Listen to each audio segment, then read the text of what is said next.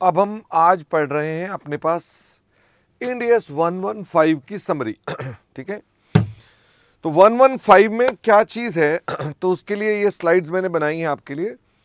तो सबसे पहला पॉइंट तो है कि इसके अंदर क्या क्या आउट ऑफ स्कोप है, जिन जिन पर ये स्टैंडर्ड अप्लाई नहीं करेगा। तो ये वही है जिन पर ऑलरेडी एग्जिस्टिंग स्टैंडर्ड्स हैं 116, 104, 109, 1110। तो इन पर हमारे पास, हम इनके बारे में बात नहीं कर रहे हैं और ये एग्जाम के लिए भी इंपॉर्टेंट नहीं है, इसलिए मैं डिस्कशन नहीं करूंगा। इसमें एक बात काम की है बस, अगर कोई एक्सचेंज होती है सिमिलर गुड्स की बिटवीन दी सिमिलर एंटिटीज, मतलब एक दो कंपनियां सिमिलर बिजनेस कर रही हैं और वो आपस में अपने गुड्स को एक्सचेंज करती हैं, तो वो हमारे पास आउट ऑफ स्कोप है। इस पर एक दो क्वेश्चंस भी हैं आपके पास, जिसके अंदर वो कहता है कि सिमिलर गुड्स हैं, भाई उसका भी ऑयल है उसके पास भी ऑयल है, दोनों कंपनी अपना ऑयल एक्सचेंज कर लेती हैं, तो ऐसी स्थिति में आप उसको रेवेन्यू में कंसिडर नहीं करते हैं, यानी आप उसको 115 में कवर नहीं करते हैं। एनीवे, स्टैंडर्ड के अंदर अगर मैं कहूं तो सबसे पहला स्टार्टिंग पॉइंट आता है कि इसका नाम है revenue from contract with customer, जिसके अंदर आपको ध्यान रखने वाली बात यह है कि रेवेन्यू का मतलब क्या होता है, income arising from ordinary activities, यानी कि रेवेन्यू कुल मिलाकर ऑर्डिनरी एक्टिविटीज का रेवेन्यू है, जो हमारा मेन बिजनेस है वहां से आने वाले रेवेन्यू की बात कर रहे हैं, तो हम किसी और की बात नहीं कर रहे हैं। जो कि एक कॉन्ट्रैक्ट होना चाहिए, वैलिड कॉन्ट्रैक्ट, और कस्टमर कौन है, जो हमारे गुड्स एंड सर्विसेज, जो हमारी आउटपुट है, वो अगेंस्ट कंसिडरेशन हमसे ये रिसीव कर रहा है। Anyway, again not important for your examination purpose, लेकिन फिर भी इसका मेन क्रक्स ये है। मेन काम इसका शुरू होता है यहां पर, जहां पर हम 5 स्टेप मॉडल स्टार्ट करते हैं, जिसके अंदर पहले मॉडल पर हम क्या बोलते हैं कि स्टेप 1 पर हम कहते हैं कि साहब हमारे पास एट कॉन्ट्रैक्ट इंसेप्शन, शुरुआत में आपको चेक करना है वो कॉन्ट्रैक्ट वैलिड है या नहीं है। तो ये सबसे पहला पॉइंट है वैलिड कॉन्ट्रैक्ट वाला। हालांकि इस वैलिड कॉन्ट्रैक्ट के अंदर भी जो काम की बात है, हाँ आपको वैसे तो अदरवाइज सारी बातें पता होनी चाहिए, क्योंकि अगर आपको कहीं भी कोट करना पड़ जाए कॉन्ट्रैक्ट वैलिड है कि नहीं है, तो ये पॉइंट सारे काम के हैं, लेकिन स्टिल इसमें से जो रेलेवेंट है, वो रेलेवेंट कौन सी है, रेलेवेंट यही पॉइंट है, वो है हमारे पास प्रोबेबिलिटी कि आपको उसकी कंसिडरेशन कलेक्ट हो जाएगी। ये हमारी सबसे पहले इंपॉर्टेंट एस्पेक्ट होता है किसी भी कॉन्ट्रैक्ट को चेक करने के लिए। फिर भी वैलिड कॉन्ट्रैक्ट क्या है, जो लीगली इन्फोर्सेबल है during the contract duration. Contract duration क्या होता है, ये एक हमारा टाइम बाउंड, जो हमारा बाइंडिंग पीरियड है कि कितने पीरियड के लिए दोनों पार्टियां बाउंड है, या जितने यूनिट्स को सप्लाई करने के लिए दोनों पार्टियां बाउंड है। तो ये लीगली इन्फोर्सेबल कॉन्ट्रैक्ट है, जो हमें क्लियरली बताता है कि किसके क्या राइट्स हैं, क्या ऑब्लिगेशंस हैं और कितने पैसे का लेन देन किया दिया जाएगा। और उसके अंदर कॉमर्शियल सब्सटेंस है, मतलब ये कॉमर्शियल सब्सटेंस मतलब जो एक्सचेंज है वो डिसिमिलर गुड्स में है। जो गुड्स सिमिलर नहीं है उसमें एक्सचेंज है। तो मैंने कहा ये 3 बातें तो आपके लिए इतनी ज्यादा रेलेवेंट नहीं है, लेकिन स्टिल आपको हमेशा चेक करना चाहिए अपने कॉन्ट्रैक्ट में कि आपके पास जिस कस्टमर के साथ आप कॉन्ट्रैक्ट कर रहे हैं वो आपको पैसा देगा कि नहीं देगा, उसकी प्रोबेबिलिटी क्या है। और अगर मान लीजिए कस्टमर की एबिलिटी एंड इंटेंशन टू पे है, वो आपको पैसा देता है, आपको इसकी संभावना है, प्रोबेबिलिटी है कि आपको आपका पैसा मिल जाएगा, तो ऐसी स्थिति में आप अपना कॉन्ट्रैक्ट वैलिड बोलते हैं। अगर मान लीजिए ये प्रोबेबिलिटी आपके पास है कि आपको वो सिर्फ 10% रेवेन्यू ही पे करेगा, बाकी पे नहीं करेगा, तो आप अपने पास सिर्फ 10% का ही रेवेन्यू रिकॉर्ड करने वाले हैं।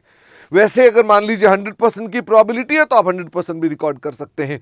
ये आप वैलिड कॉन्ट्रैक्ट कब कब चेक करते हैं, हमारा 115 स्टैंडर्ड बोलता है 2 बार चेक करना है। पहली बार तो आपने शुरुआत में चेक करना ही करना है, ऊपर लिखा भी है एट दी कॉन्ट्रैक्ट इंसेप्शन, यानी आपने वहां तो चेक करना ही है।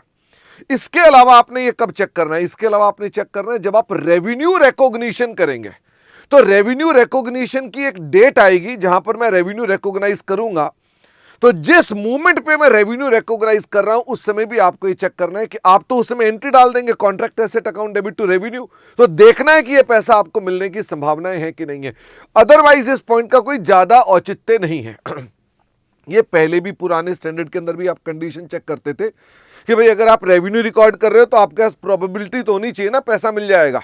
और वैसे ही अगर मैं आपसे बात करूं, अगर ये प्रोबेबिलिटी रेवेन्यू रिकॉर्ड होने के बाद फेल हो जाए, once we have recorded the revenue and then the condition fails, तो ऐसी स्थिति में फिर आपके पास ये स्टैंडर्ड काम नहीं करेगा, फिर आपका 109 काम करेगा, जो उस पर प्रोविजन बनाने की बात करेगा। वो बोलेगा अब हम प्रोविजन बनाएंगे, जिसकी प्रोविजन बनाने के लिए आपको कुछ उसने कैलकुलेशंस बताएगा कि आप 109 में अपने पास सिंप्लीफाइड अप्रोच के जरिए आप अपनी एक प्रोविजन कैलकुलेट करेंगे अपने डेटर्स पर और अपने कॉन्ट्रैक्ट एसेट्स पर। तो हम अपने पास इसमें ये वाला पॉइंट चेक करते हैं और हमने ये लिखा भी है, चेक प्रोबेबिलिटी करेंगे when the recording of the revenue. अगर वो फेल हो जाता है तो आप रेवेन्यू रिकॉर्ड नहीं कर सकते, और अगर वो फेल होता है आफ्टर रेवेन्यू रिकॉग्निशन तो 109 अप्लाई हो जाता है। इसमें एक और सिचुएशन आती है जिसके ऊपर हमारे पास ये क्वेश्चंस हैं तो आप इन क्वेश्चंस को चेक कर सकते हैं। इनमें वो क्या कहता है, वो कहता है जी आपके पास एडवांस का पैसा आ गया है। अब आपके पास एडवांस का पैसा आ गया है तो अब प्रोबेबिलिटी का तो सवाल ही नहीं है, क्योंकि आपका पैसा डूबेगा क्यों, आपको तो पैसा मिल ही गया। तो सवाल उठता है इनके ऊपर, इंस्टीट्यूट यही सवाल पूछ रहा है, कह रहा है एडवांस की रेवेन्यू को हम इनकम में कब डालें।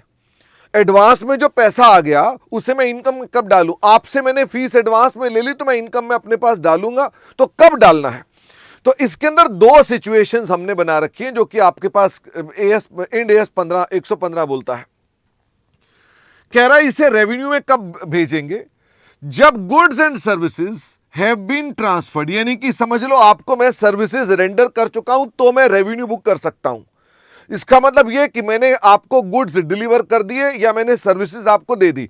इतना ही नहीं, जो मैंने आपसे पैसा लिया है वो सब्सटेंशियली सेम है जितनी उसकी कंसिडरेशन है। इसका मतलब यह कि अगर मान लीजिए मैंने आपसे कहा मेरे प्रोडक्ट या मेरे सर्विसेज की वैल्यू एक्स अमाउंट है, पर आपसे जो अमाउंट मिला है वो मुझे एक्स से सब्सटेंशियली लोअर अमाउंट मिला हुआ है एज एडवांस, तो आप अपने पास रेवेन्यू बुक नहीं कर सकते हैं। इसका ना रेवेन्यू बुक करना है तो आपको क्या करना पड़ेगा, आपने सर्विसेज दे दी हैं तथा वो जो पैसा आपने लिया है वो सब्सटेंशियली सेम है और वो पैसा नॉन रिफंडेबल है, तो आप अपने पास एडवांस को रेवेन्यू में डाल सकते हो। अब आप कहेंगे सर मान लो थोड़ा पैसा मिला था, मान लो स्टूडेंट से फीस बनती है 19,500 लेकिन ले रखी है हमने सिर्फ 5,000 रुपए और हमने बच्चे को पढ़ा भी दिया, अब उसके अंदर अमाउंट सब्सटेंशियली सेम नहीं है, तो ऐसे में क्या करेंगे, हम इस पर तो कवर नहीं होंगे। फिर ऐसे में ऐसा होगा कि हम जब अपना कॉन्ट्रैक्ट टर्मिनेट कर देते हैं and amount is non refundable, हम तब अपने पास रेवेन्यू रिकॉर्ड कर सकते हैं। इसका मतलब यह हो गया कि अगर मान लीजिए जब आपने गुड्स ट्रांसफर कर दिए उसी वक्त आप सब्सटेंशियल पैसा ले चुके हैं जो आपका नॉन रिफंडेबल है, तो जिस दिन आप गुड्स एंड सर्विसेज ट्रांसफर करेंगे उसी दिन आप रेवेन्यू रिकॉर्ड कर लेंगे। लेकिन अगर मान लीजिए ऐसा नहीं है तो आप रेवेन्यू कब रिकॉर्ड करेंगे, आप लेटर ऑन रिकॉर्ड करेंगे। ऐसा इसलिए है क्योंकि ये झगड़े वाले केस हैं। अगर सीधा सीधा केस है तो भाई आपने पैसे लगभग उतने ले भी लिए हैं, रिफंडेबल भी नहीं है, गुड्स भी दे दिए हैं, तो इट अपीयर्स की contract has been properly executed by both parties. भाई उसने भी पूरे लगभग पैसे दे दिए, आपने भी पैसे सर्विसेज उसको गुड्स दे दिए हैं, तो अब झगड़ा है ही नहीं है, पैसा भी नॉन रिफंडेबल है, तो रेवेन्यू रिकॉर्ड कर लो। बाकी सब में वो कहता है झगड़ा है, तुमने गुड्स डिलीवर नहीं किए और आपने एडवांस ले रखा है तो झगड़े वाला केस है, या आपने गुड्स दे दिए उसने आपको पूरे पैसे नहीं दे रखे, झगड़े वाला केस है। वो कह रहा है झगड़े वाले केस में जब झगड़ा सेटल हो जाएगा तुम्हारा, अब तब रेवेन्यू रिकॉर्ड कर सकते हैं। तो कॉन्सेप्ट इज वेरी सिंपल, इसका मतलब इसके हिसाब से करना है। इसके अंदर जो हमारे एग्जाम में जो क्वेश्चन, एग्जाम में तो नहीं, मैं बोल देता हूं एग्जाम में, लेकिन ये स्टडी या एग्जाम या बोर्ड MTP RTP कहीं ना कहीं जो है उनमें ये दो क्वेश्चन एडवांस वाले हैं और ये दो क्वेश्चन आपके ऐसे हैं जो आई थिंक कोविड से संबंधित क्वेश्चंस हैं। ये 106 107 मुझे एग्जैक्टली सबका याद नहीं है, तो 106 107 में कहीं कोविड की बात आती है कि आप रेवेन्यू रिकॉर्ड कब कर सकते हैं। अगर कोविड से पार्टी उसकी वजह से बिजनेस उसका डाउन हो गया है और अब प्रोबेबिलिटी कम हो गई है रिकवरी की, तो ऐसी स्थिति में आप रेवेन्यू रिकॉर्ड रिकॉग्नाइज नहीं कर पाएंगे जब तक आपको लगता है कि आपको उस पार्टी से पैसे नहीं मिल सकते। तो ये हमारे पास स्टेप 1 के ऊपर जो क्वेश्चंस थे वो ये वाले थे। तो ये स्टेप 1 वाले क्वेश्चन थे। अभी ध्यान रखना स्टेप 1 भी आगे चलता रहेगा। स्टेप 1 जब भी रेवेन्यू रिकॉर्ड करूंगा तो डोंट एवरी टाइम आस्क कि सर रेवेन्यू रिकॉर्ड करना है तो हम कैसे रिकॉर्ड करें। प्रोबेबिलिटी आपको हर बार चेक करनी पड़ेगी, उस बात को भूलना नहीं। और वैसे ही आप कहें सर अगर पहले का एडवांस मिला हुआ है तो मैंने उसकी कंडीशन ही बता दी। Now come to the step 2। Step 2 भी आप कॉन्ट्रैक्ट इंसेप्शन पे ही कर रहे हैं, तो शुरुआत में ही कर रहे हैं कॉन्ट्रैक्ट इंसेप्शन पर। आपको क्या करना है, आपको जरूर देखना है कि आपके पास कितनी परफॉर्मेंस ऑब्लिगेशंस हैं जिनको हम PO बोलते हैं, कि कितनी परफॉर्मेंस ऑब्लिगेशंस एग्जिस्ट करती हैं, आपको ये चेक करना पड़ेगा। तो देखो, अगर ये परफॉर्मेंस ऑब्लिगेशन है कितनी है ये चेक करना है, तो आपको इसके लिए ना सबसे पहले उन्हें आइडेंटिफाई करना पड़ेगा। ये आइडेंटिफाई होंगी तो ये बड़ा रेलेवेंट है। अब आप कहेंगे why are we identifying performance obligation, क्योंकि यही परफॉर्मेंस ऑब्लिगेशन लेटर ऑन आप आइडेंटिफाई करेंगे कि इसका रेवेन्यू कैसे बुक करना है, इसका रेवेन्यू कैसे बुक करना है। हो सकता है ये रेवेन्यू एसओटी पर हो, सेटिस्फाइड ओवर टाइम, हो सकता है ये रेवेन्यू आपका पॉइंट इन टाइम हो, पीआईटी। इसका मतलब आपको देखना पड़ेगा कि आप इस सर्विसेज को या इन चीजों को कैसे डिलीवर कर रहे हैं। जैसे मैं आपको पढ़ा रहा हूं तो आपको लगेगा कि सर आप पढ़ा रहे हैं तो जैसे जैसे आप पढ़ाते जा रहे हैं वैसे वैसे रेवेन्यू बुक होता जाएगा। ऐसा नहीं है। यह हो सकता है कि मेरे पास वो कंडीशन ऐसी हो जाए तो पॉइंट इन टाइम पर आए, जब मैं कोर्स कंप्लीट करूंगा तभी मैं 100% रेवेन्यू रिकॉर्ड करूंगा।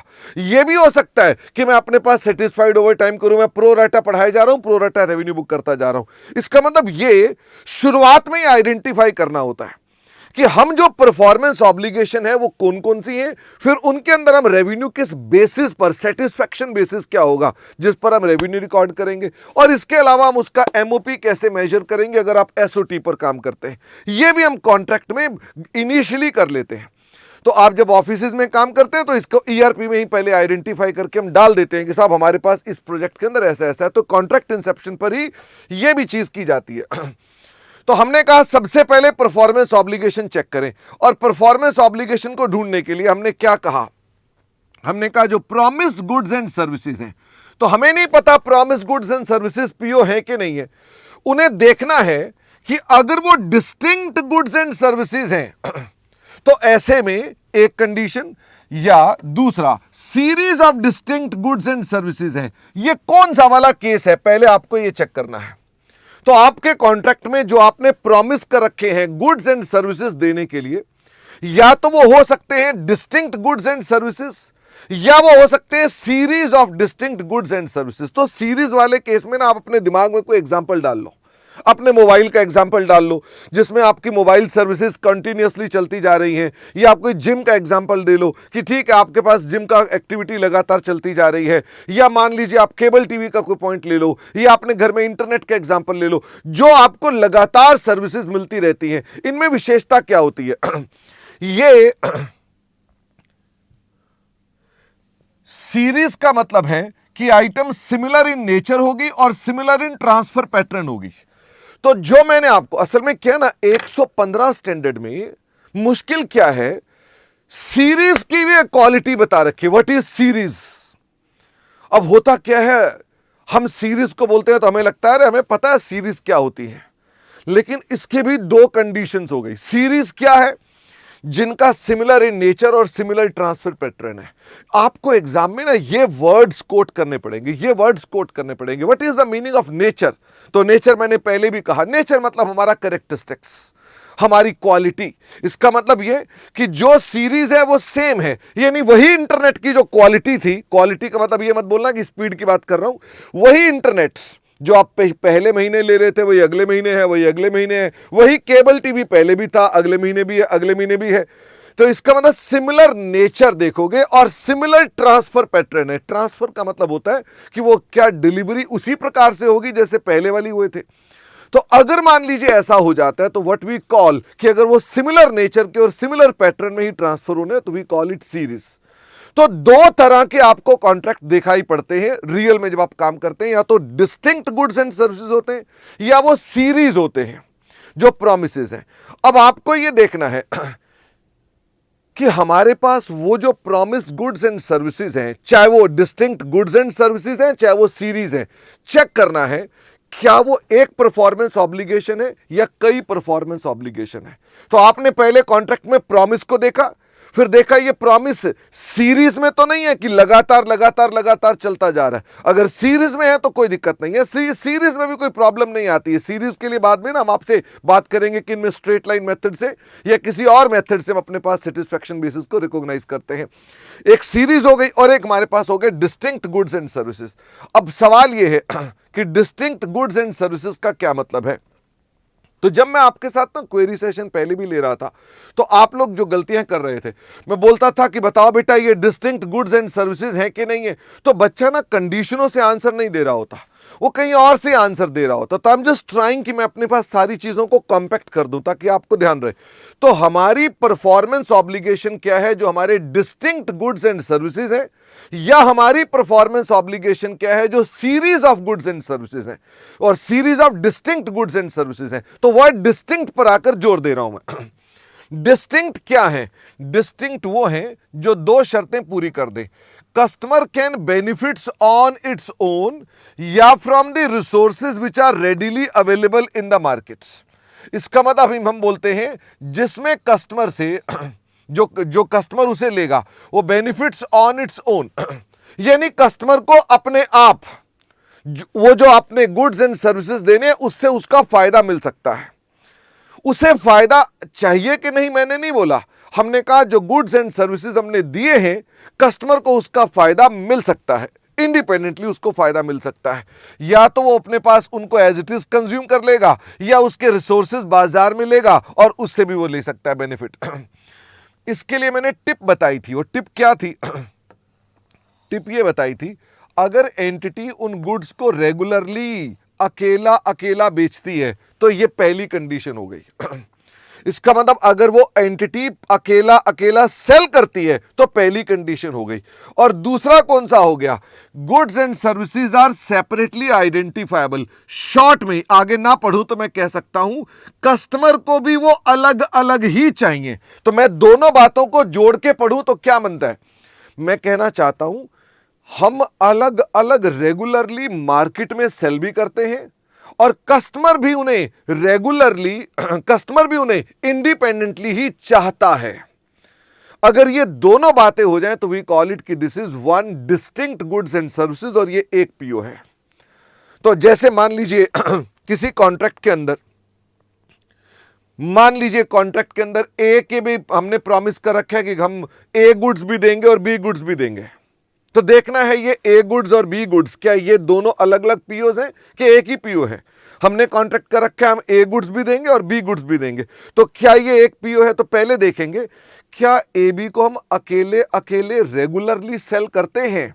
मान लो जवाब मिलता है हाँ, फिर सवाल पूछेंगे क्या कस्टमर को भी ये अलग अलग ही चाहिए या ए बी को जोड़ करके इंटीग्रेट करके कस्टमाइज करके एक दूसरे के साथ कनेक्ट करके चाहिए। अगर हम भी अकेले अकेले बाजार में रेगुलरली देते हैं और कस्टमर को भी अलग अलग चाहिए तो दो पीओज हैं। और अगर मान लीजिए हम रेगुलरली ए और बी को अलग अलग देते ही नहीं है बट इस कस्टमर को दे रहे हैं तो यानी पहली कंडीशन बेकार हो गई, हम देते ही नहीं, यानी कस्टमर उसको बेनिफिट ही नहीं होता, तो फिर ये एक पीओ है। या हम रेगुलरली देते हैं बट कस्टमर उन्हें जोड़ के देखना चाहता है, तो इसका मतलब हम अपने पास इन कंडीशंस को देखते हैं कि अगर ए हम सेपरेटली बेच रहे हैं, बी भी हम सेपरेटली बेच रहे हैं, तथा ये पहली कंडीशन हो गई। और सेपरेटली आइडेंटिफाई होना था, कस्टमर को इंटीग्रेशन नहीं चाहिए, वो कहता है मुझे इन दोनों को अलग अलग ही लेना है, या उनकी आपस में कोई कस्टमाइजेशन और मॉडिफिकेशन नहीं है। A will not change due to B, A will not get integrated into B, या A will change if B will change। इसका मतलब वो डिपेंडेंट भी आपस में नहीं है, कस्टमाइजेशन भी नहीं है, यानी पृथक पृथक हैं, अलग अलग हैं। अगर मान लीजिए हम जो वादे कर रखे हैं कॉन्ट्रैक्ट में वो अलग अलग बिकते हैं और कस्टमर को अलग अलग चाहिए, तो हम बोलेंगे कि साहब ये हमारे पास क्या है, these are our two performance obligations. दो परफॉर्मेंस ऑब्लिगेशन है तो इसके इफेक्ट क्या पड़ेंगे बाद में जब एलोकेशन करेंगे ट्रांजैक्शन प्राइस का, तो दो पीओ है तो दो में एलोकेट हो जाएगा। तो आपको ये आइडेंटिफाई करना जरूरी होता है कि वो डिस्टिंक्ट गुड्स एंड सर्विसेज हैं कि नहीं है। तो ये कंडीशन आमतौर पे बच्चे भूल जाते हैं। जब उनसे पूछा जाता है कि बताइए हमारी परफॉर्मेंस ऑब्लिगेशन क्या है तो ये भूल जाते हैं। तो मुझे आप इसके ऊपर फिर से ये वादा करो कि आप ये नहीं भूलोगे कि भाई इतनी सी बात ही तो है। इसके ऊपर हमारे पास कई क्वेश्चंस हैं, जैसे क्वेश्चन 10, 12 है, इसमें भी क्वेश्चन 16, 19 है। तो मुझे क्वेश्चन ऐसे तो याद नहीं है, लेकिन इसके अंदर 10 और 12 में कुछ ऐसा था कि वो प्लांट को आपस में जोड़ रहे थे। प्लांट था, वाटर प्यूरिफायर प्लांट था, उस प्लांट के अंदर उसने कई चीजें आपस में इंटीग्रेट करके देनी है। हम अलग अलग चीजें बेचते हैं पर कस्टमर को सब जोड़कर उसको चाहिए, तो इसका मतलब क्या हो गया, वो इंटीग्रेशन है। फिर कस्टमाइजेशन के ऊपर भी था, उसने कहा था एक जगह पर एक क्वेश्चन में कि भाई हम एक बिल्डिंग बना रहे हैं और डिजाइन की सर्विसेज भी दे रहे हैं, जैसे डिजाइन चेंज करते हैं बिल्डिंग चेंज हो जाती है, या जैसे बिल्डिंग में कोई प्रॉब्लम आती है तो हम डिजाइन चेंज कर देते हैं। इसका मतलब दोनों आपस में डिपेंडेंट है, तो डिजाइन और बिल्डिंग की कंस्ट्रक्शन दोनों एक पीओ मानी जाएगी। ओके वैसे ही अगर उनमें डिपेंडेंसी है कि अगर ए चेंज होगा और बी चेंज होगा, असल में ये दोनों काफी क्लोज हैं, इनको इकट्ठा भी लिया जा सकता है, तो ये सब सिचुएशन में हम बोलेंगे कि वो एक पीओ है। और अगर मान लीजिए ये नो है, अगर मान लो नो नो नो है, तो हम बोलेंगे कि हाँ वो सेपरेटली आइडेंटिफाइबल है। और अगर हम सेपरेटली उनको सेल भी करते हैं तो हम क्या बोलेंगे कि ये हमारे डिस्टिंक्ट गुड्स एंड सर्विसेज हैं। तो इसके ऊपर आपको ना थ्योरी का क्वेश्चन आ सकता है, इसमें आपको जजमेंट का क्वेश्चन आ सकता है, और एक क्वेश्चन आरटीपी में है भी है, जिसमें उसने कहा एक बिल्डिंग बना रहे हैं और बिल्डिंग के अंदर ना स्टेयर्स हैं, लिफ्ट है, और ऐसे करके बिल्डिंग के अंदर कई चीजें बना रहे हैं। हम किसी को जब फ्लैट सेल करते हैं तो हम बोलते हैं कि ठीक है भाई आपको हम ये फ्लैट दे रहे हैं, साथ में स्टेयर भी दे रहे हैं, साथ में तुम्हें पार्किंग भी दे रहे हैं, तो क्या ये अलग अलग परफॉर्मेंस ऑब्लिगेशंस हैं? तो मैं क्या कहूंगा क्या वो स्टेयर्स का इस्तेमाल कस्टमर कह सकता है कि नहीं नहीं मुझे स्टेयर नहीं चाहिए, मुझे खाली फ्लैट चाहिए? क्या customer can benefit on its own without stairs? तो ऐसा तो हो नहीं पाएगा, स्टेयर के साथ ही उसका बेनिफिट है फ्लैट का। इसका मतलब customer can not benefit of the flat without stairs. इसका मतलब क्या हो गया, वो स्टेयर उसका पार्ट है, जब उसका पार्ट है तो there is only one PO. वैसे ही पार्किंग के ऊपर आता है कि भी क्या पार्किंग, तो पार्किंग एक अलग है, क्या customer can benefit from the flat without parking also? The answer is yes. अब देखना यह है क्या कस्टमर को भी ये अलग से चाहिए? कस्टमर ने मान लो कह रखा है कि मुझे पार्किंग की फैसिलिटी इंटीग्रेट करके फ्लैट के भीतर ही डाल के दो, तो इन दैट सिचुएशन तो ये एक पीओ हो जाएगा। लेकिन अगर मान लो ऐसा नहीं है तो आपके पास ये सेपरेट दो पीओज भी हो जाएंगी। तो एक क्वेश्चन इसके ऊपर है जिसको आप जरूर देख कर जाएं, क्योंकि वो पॉसिबली आपके एग्जाम में क्वेश्चन बन सकता है, और उसके अंदर वो जो क्वेश्चन है वो इन्हीं लिस्ट में से है, शायद 122 नंबर क्वेश्चन होगा, एक बार चेक कर लेना फिर से वो लेटेस्ट आरटीपी एमटीपी में आया हुआ है। फिर एक और भी पॉइंट्स डिस्काउंट वाउचर को या लॉयल्टी पॉइंट को हम लोग सेपरेट पीओ मानते हैं, उनमें यह कंडीशन देखने की आवश्यकता नहीं है। डिस्काउंट वाउचर या लॉयल्टी पॉइंट को हम सेपरेट पीओ मानते हैं, लेकिन कुछ डिस्काउंट वाउचर्स को और कुछ एक को हम ऐसा नहीं भी मानते हैं। हमने क्या बोला देखो, इसके अंदर लिखा हुआ है, अगर मान लीजिए कैश रिडम्पशन है, किसी की भी कैश रिडम्पशन है, तो वही डिस्काउंट वाउचर की बात, अगर मान लो कोई डिस्काउंट वाउचर है जिसकी कैश रिडम्पशन है, यानी कैशबैक मिल जाएगा, वो यहां पर नहीं आएगा, उसके लिए अलग अकाउंटिंग ट्रीटमेंट है, उसको हम कैशबैक बोलते हैं कि कैशबैक है तो उसको हम कंसिडरेशन रिडक्शन के रूप में यूज करते हैं। अगर मान लीजिए ये डिस्काउंट वाउचर की बात करें तो ये कौन सा वाला है जिसके अंदर कैश नहीं मिलता है, जो कि डिस्काउंट यूज करने के लिए है, यानी आप फ्यूचर परचेज में जिसका यूज करेंगे। वैसे ही लॉयल्टी का भी आप फ्यूचर में परचेज करने के लिए यूज करेंगे। एंड दूसरी बात, it is not for renewal of the same services. कई बार क्या होता है, एक क्वेश्चन इस पर भी है, वो सेम सर्विसेज का रिन्यूअल है, हमने कहा भाई साहब यही सर्विसेज अगले महीने भी ले लेना तो आपको ये डिस्काउंट दे रहे हैं, तो ऐसी स्थिति में भी आप अपने पास उसे लॉयल्टी पॉइंट्स की तरह ट्रीट नहीं करते, आप उसके अंदर एवरेज रेवेन्यू निकाल करके आप रेवेन्यू रिकॉर्ड करते हो। तो दो बातों को हमने कह दिया अलग, हमने कहा कैश बैक की बात अलग कर रहे हैं और इसके अलावा रिन्यूअल की बात हम अलग कर रहे हैं। इसके अलावा जो डिस्काउंट वाउचर होते हैं वो एक अलग पीओ मानी जाती है, तो इस पीओ को हम अलग ट्रीट करते हैं। अब आपने जब पीओ को आइडेंटिफाई कर लिया तो हर पीओ के लिए आपको सेटिस्फैक्शन बेसिस भी देखना पड़ेगा कि आपकी सेटिस्फैक्शन बेसिस क्या है। सेटिस्फैक्शन मतलब क्या हो गया कि आपने देखना है कि आप अपने कस्टमर को कंट्रोल उस एसेट का, गुड्स का या सर्विसेज का कब दे रहे हैं, हम उसका कंट्रोल कब दे रहे हैं। तो वो कंट्रोल कैसे कैसे दिया जा सकता है, या तो सेटिस्फाइड ओवर टाइम दिया जा सकता है या पॉइंट इन टाइम दिया जा सकता है। सेटिस्फाइड ओवर टाइम क्या है, अगर कस्टमर रिसीव करता है और कंज्यूम करता है वो बेनिफिट साइमल्टेनियसली, इसका मतलब अगर मान लीजिए, अब मैं एसओटी की बात कर रहा हूं सरल भाषा में, किनमें डिग्री ऑफ कंप्लीशन लगाना है, यानी कि हम डिग्री ऑफ कंप्लीशन वाले तरीके पे रेवेन्यू कैसे बुक करेंगे। मैं कोई क्लासेस आपको दे रहा हूं, तो मुझे डिग्री पर काम करना चाहिए कि पूरी सर्विसेज देने के बाद करना चाहिए? तो हमारा स्टैंडर्ड में क्या बोलता है, कहता है कब कब डिग्री ऑफ कंप्लीशन के बेसिस पर आप रेवेन्यू रिकॉर्ड करेंगे? कहता है नंबर 1, जब हम कोई गुड्स या सर्विसेज दे रहे हैं और कंज्यूमर साथ के साथ उसका बेनिफिट ले रहा है, साइमल्टेनियसली ले रहा है। इसके अंदर टिप क्या दी थी? री परफॉर्मेंस इज नॉट नीडेड, यानी कि वो काम जो ऑलरेडी कर दिया है दोबारा काम करने की आवश्यकता नहीं है। अगर मान लीजिए ऐसा होगा तो आपको एसओटी पर रिकॉर्ड करना है। या दूसरा क्या था कि कोई हम परफॉर्मेंस कर रहे हैं जिससे क्रिएट हो रहा है या इनहेंस हो रही है value which is in the control of customer, यानी जिस एसेट को हम जिस पर काम कर रहे हैं उसके ऊपर हमारे पास मैंने इस पर व्हाइट वॉश का एग्जांपल दिया था आपको कि मान लीजिए हम आपके मकान को आकर व्हाइट वॉश कर रहे हैं, तो आपके मकान की वैल्यू इनहेंस कर रहे हैं या आपको बेनिफिट दे रहे हैं। इसका मतलब ये कि हमारे पास इन दैट सिचुएशन भी आपको अपना रेवेन्यू एसओटी पर रिकॉर्ड करना चाहिए। जितने परसेंट भी उन्होंने काम कर दिया उनको रेवेन्यू रिकॉर्ड करना चाहिए परसेंटेज बेसिस पर कि मैंने इतना काम कर दिया। वैसे ही आपकी जमीन पर मैं कंस्ट्रक्शन कर रहा हूं, तो मैं आपकी जमीन पर कंस्ट्रक्शन कर रहा हूं तो वैल्यू ऑफ एसेट की आपके यहां बन रही है, मेरे यहां थोड़ा ना बन रही है। तो मुझे अपने पास क्या करना चाहिए? मुझे डिग्री ऑफ कंप्लीशन पे लेना चाहिए। तो जो भी लोग आपकी जमीन पर आकर मकान बना रहे हैं वो सारे एसओटी पर रेवेन्यू रिकॉर्ड करेंगे। ठीक है ना? लेकिन डीएलएफ मान लो फ्लैट बना रहा है, डीएलएफ फ्लैट बना रहा है, अपनी जमीन पर अपने ही फ्लैट बना रहा है, वो इसमें कवर नहीं होगा क्योंकि उसने तो अपने पास ही बनाना शुरू कर दिया ना। इसका मतलब आपको अपने पास देखना है कि डीएलएफ अगर फ्लैट बना रहा है तो कंज्यूमर बेनिफिट और रिसीव क्या साइमल्टेनियसली कर रहा है? नहीं। क्या डीएलएफ अपना ही एसेट इनहेंस कर रहा है? हां, वो किसी का थोड़ा ना इनहेंस कर रहा है।